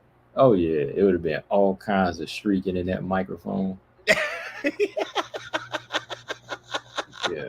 Shoot. Yeah, man. She would have. Yeah, she'd have did it. The minute she said, I would have been like, Esau, right. You know, heck yeah. Zombie Nelson, girl. I thought Ebos won. Yeah. I mean, you could have went that. Way. Oh, no. Don't. Go ahead. Read that Robot Chicken. Please don't tell me she's doing that now. Robot Chicken, let me see. What did he say? What Robot Chicken say? Read it. Who wants to? No, you should put it up on the screen. Oh, okay. Here you go. Yeah, she doing stuff like that, bro. Oh, wow. Yeah, she doing stuff like that, bro. Dang. She tripping. Yeah, she ain't even all of that. You know what I'm saying? Came down to that. All right. She at that. I'll send some GoFundMe money. I don't want nothing back. I mean, I just send you some. Mel says Zombie Girl versus Barber. Oof. Ooh, Zombie Girl. Wow. Somebody getting knocked out. Somebody getting knocked out. Yeah. Somebody going flying out the cage. I would have to say Zombie Girl would get to the punch before Macy would, because Macy not that accurate. Yeah, I would say I think Cachoeira is more active. If it comes down to if it gets into a firefight like that, I'm counting on Zombie Girl landing. Yeah, I think Zombie Girl can land first. Macy got a good chin though. I think Macy would stay in it. I think Macy would take it to the ground. Yeah, I think she would, dude. Because, bro, the way Priscilla Cachoeira, man, like, dude, and somebody said Lipski don't have that kind of power. Yo, Lipski used to hurt girls, bro. Like, Lipski hurt girls with punches. Oh yeah, Lipsy hurt. Yeah, like I think she hurt JoJo and Montana. she hurt both of them with punches, bro. Told you they became grapplers that night, bro. I'm telling you, because Montana tried to stay. And Montana was doing good. They both were doing good. Like JoJo was getting the shots in. You know what I'm saying? JoJo was getting. Montana was sticking a jab and kicks, and you know what I'm saying. But dude, she got hit coming out in that second round. Montana got hit. Shit. Did you see Mandy Bones' eyes when she ate some of them Lipsky fight shots? Bro, when she got hit, when she dropped Mandy, bro. There was one time when she dropped the first time she dropped Mandy. Mm-hmm. You know what I'm saying? And then the second time she she froze Mandy. She froze her. I was like, yo, like Mandy froze, like Mandy got hit and she froze for a second. Yeah. And then she like came back. I was like, yeah, dude, Lipski, bro. Lipski got that thigh out, bro. Man, ass Lipski. Shoot, Cachoeira though. Cachoeira. Yo, Jillian will catch you. Jillian said those were the hardest jabs she ever ate. Really? Yeah. She said those. She said she said I couldn't keep. She was like, I had to get out of the way of the jab. Like her jab was, like it hurt. You know what I'm saying? Like it was a stiff jab. Like she popped Jillian with that jab a few times too, man. Yeah, like she did. You know what I'm saying? And that's the first time I ever seen Robertson bleed. Other than Tyler Santos, when Tyler landed, Tyler cut her with that elbow, but bleeding out the nose like that, like I ain't never seen Robertson bleeding like that. Yeah, she got her with that, man. I mean, don't compare to having that finger in her eye, but still. Yeah, people like Montana, man, they better stay away from Priscilla, dude, because she's a nose hunter, bro. Because she beat up what's the girl she bludgeoned up against the cage? Gina Mazzani, bro. Oh yeah. Dude. Oh my god, dude. She bludgeoned Gina Mazzani, bro. I think the ref did it wrong, man. Because he was wrestling her down. He stood him back up, and Gina Mazzani was like, "Oh snap!" Yeah. She was winning the rounds too. Like she was winning because she was just doing, ground control. But when he stood him up, it was like, okay. Yeah, bro. Yeah, man. When she busted Mazzani face wide open, bro. I was like, yo, that's like, and it just like it was like one. She was hitting him, but it was like there was one punch that opened her, dude. And after that one punch, bro, her face was just red. I was like, her face looked like pizza. If you type in that fight on Google Images, type in their names, Cachoeira versus Mazzani, you see that one photo. Man, don't make me do it. I'm typing it. Bro, put it up there, bro. You see that one photo of Cachoeira's fist like in Mazzani's face, bro, and it's just red. All right. Yeah, because I love these fight shots. Like when they get these shots, I'll be like, wow, man. Them some great shots, ain't they? They are great shots. Oh man, I think I know what you. Bro, you see that picture, bro? Yeah. Go ahead. Face. Keep talking, man. I'm gonna pull this thing up. Oh, bro, wow. Her fist was like in her face, bro. Here we go. Hold on. I hope this is one you're talking about. Wait a minute. These are vicious. This one? That one, bro. That one. Cachoeira. Ooh, man. Cachoeira play. Bro, that's something, bro. That's something, dude. Like Mazzani folded, bro. That's folding right there, bro. When you get hit like that, bro, and you put your hands up and that fist go past your hands and hit you like that, bro. Yeah. Bro. Lipski, boy, I tell you, when she ate it, that's why I was like, there's no need for her to do this right now, but she did it, and I was just waiting for her to sit down. Lipski got. I mean, dude, she took Lipski off her feet, bro, or like an uppercut, bro. Like, I mean, I don't know, bro. Yeah, dude, that was. I don't know what Lipsky was doing in that. Lipsky's fought way better, but dude, Lipsky was landing clean though. Like that's the crazy thing about it. Lipsky was landing clean, Mm-hmm. and Cashapp ate him. She didn't care. She ate him. Mm-hmm. Yeah, because she knew. Oh, she's in my game now. You know what I mean? Like she was like, the minute she went in her game, she was like, let me catch this girl one time. Well, somebody said Brian Williams said I called it Cashapp versus Montana. Hey, Cashapp called out Montana though. I forgot. Maybe it was after she beat Gina Mazzani, or Cashapp beat somebody. Who did Cashapp beat? Man, it was a big fight. It was a big win for her. Cashapp. Hold on, you think of that real quick. Hold on. Nah, stamina. You know, sidebar. Yeah, Macy Barber is not bad looking. No, she got a funny shaped head, but she ain't bad looking. I didn't say all that, but you know, she's a cute girl. You know, and there's nothing. There's nothing not pleasing about the way she looks. I mean, yeah, she's fine. Yeah, I agree with her watching. She got a funny head though.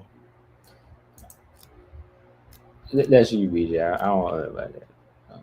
I don't think it's a problem with her head. Come on, quit playing. You know Macy Barber got a funny shaped head now. No, it's okay. It's okay.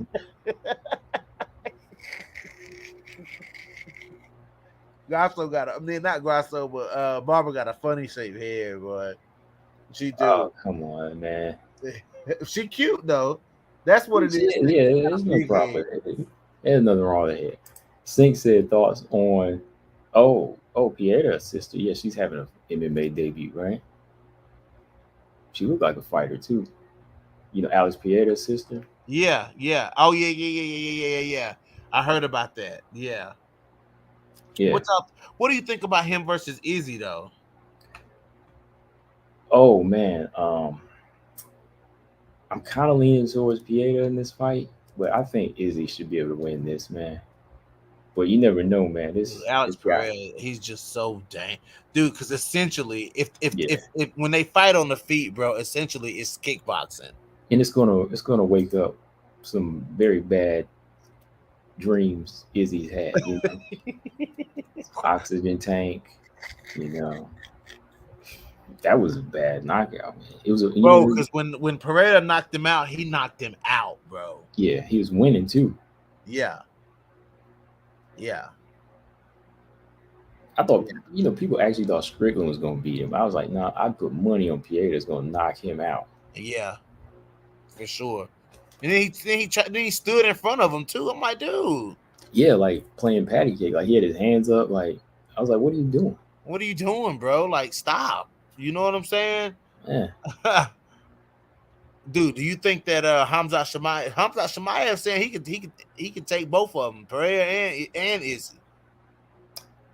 Did he? Yeah, he did. Hamza can take Piedra? I don't know. And Izzy. Wrestling wise, if he can get it down with Izzy, I think he could. But Piedra's not wiry. He's filled out. Dude, he's scary, bro. He's solid. Yeah, he's scary looking, dude. That dude is scary. He's scary looking, bro. And Hamza, he's taking clean hits. He's been dropped. He's been dropped. Let's talk. As Gilbert Burns. Right. You going in there with, I'm gonna say, an elite kickboxer in that division. I'm gonna go with Piedra. Yeah, I don't know, man. I mean, Hamza, dude, the way that dude, he couldn't do what he usually does in that fight with Gilbert Burns, man. You know what I'm saying? He was forced. We got to see how what his striking is made out of, and his striking wasn't all of that good, dude. It really wasn't. Like, it really was not as good as his wrestling. Like, no, it wasn't. It wasn't that good. It was good because he won the fight with it, you know what I'm saying, and he outstruck Gilbert Burns, but against somebody like Alex, going up a weight class for one against somebody like Alex Pereira, dude. I just don't think that's something. I don't think that'll work, dude. Will he be able to take him down? Probably. Will he be able to take Izzy down? Probably not. Less likely. Izzy's takedown defense is very good. You know what I'm saying? So, who knows? Who knows? Hold on. Brian Williams said, "Oh, Ren's comment was low." I just saw what you said about Macy Barber. I mean, talking about her heads. I'm like, I think that's pretty low. Dude, everybody talks about him. I mean, But, Connor called him rat lip. I mean, dude, everybody talks about this dude. His lip, bro. I mean, it is what it is. yeah. And I was just looking. He said, He said Macy Barber cute, but I saw what you said about her head. I'm like, ain't no problem with her head, man. She got a big ass head though, a big ass forehead. Like you don't see it from the front, but when she get into the cage and they showing her from the side, I be like, damn, Vivo Lottie. Like Macy got a big ass forehead. Like if Macy ever headbutted somebody in a fight, she knocking them clean out. Like, bro, like Macy, that's a TKO for Macy Barber if she headbutt somebody. Let me pull it up here. Okay. Maybe I don't know. Maybe I just ain't even looking that hard. She's always in motion, but let me see. Dude, look at Macy Barber from the side when she in there fighting. I mean, she got a forehead. She got a 5 head. Okay. It's pronounced. She got a pronounced forehead. But from the front, Macy cute though. If you look at that Macy straight on, she cute. But when she turns to the side, that head, boy, I'll be like, damn, Macy. Even from the side, there's nothing wrong with it. I mean, it's not like a deal breaker, you know. I'm telling you, bro. That head. Anyways, okay. That head big. But listen, I'm getting off here, man. It's 11 o'clock at night. I gotta go to work in the morning. Oh yeah. You need to go do your thing. See, I gotta work, but it's later tomorrow, so I'm good. Yes, sir. Oh, it's the time go back tonight? No. I just gotta work late tonight.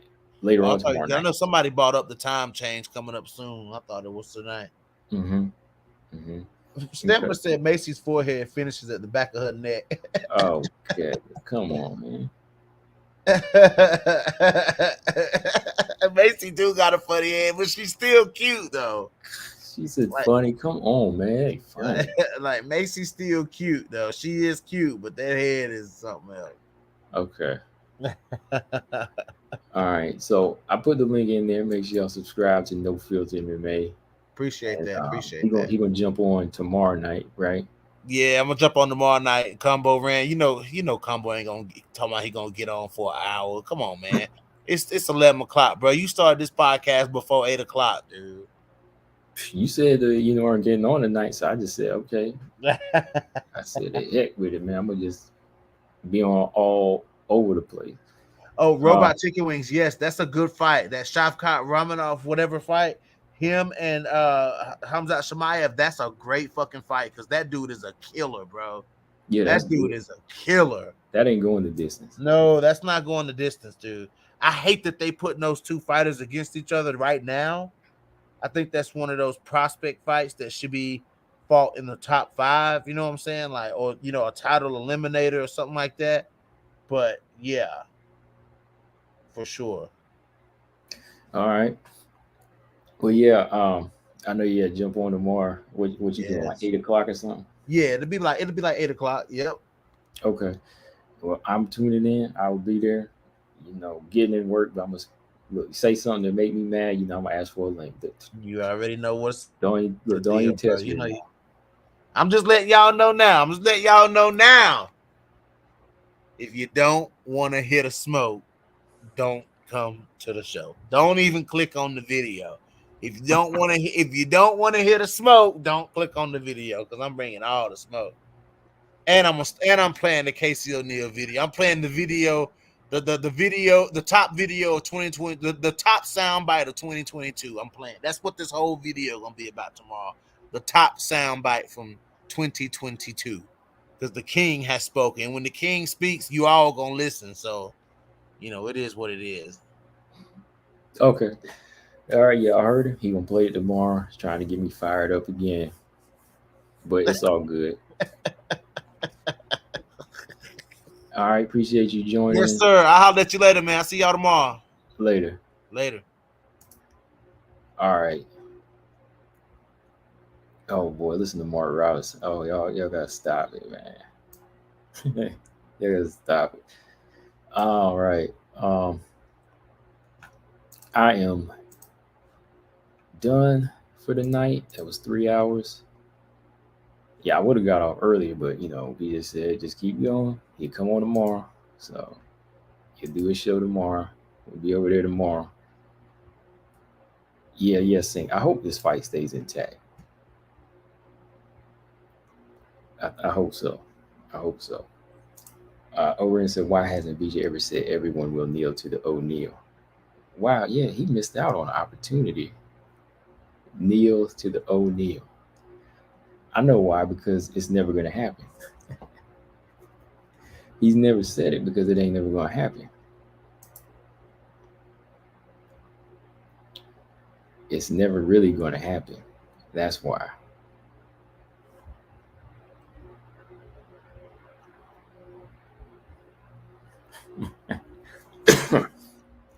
Kneel to the O'Neal. Oh boy.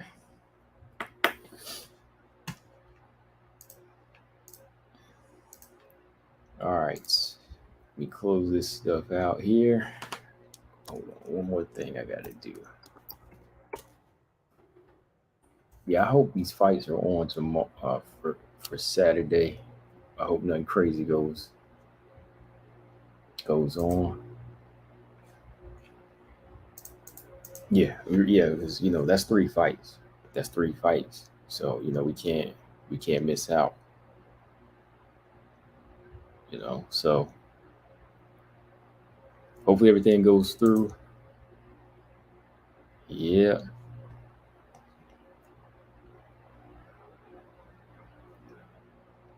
Oh, no more head discussion. No more head discussion.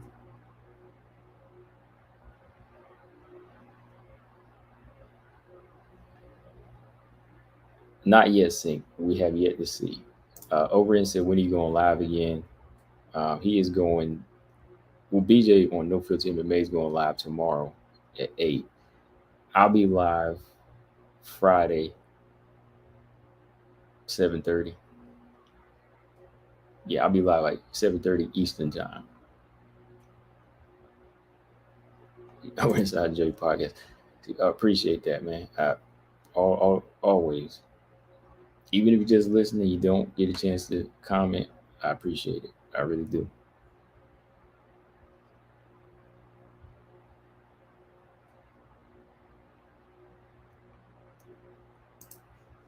Okay.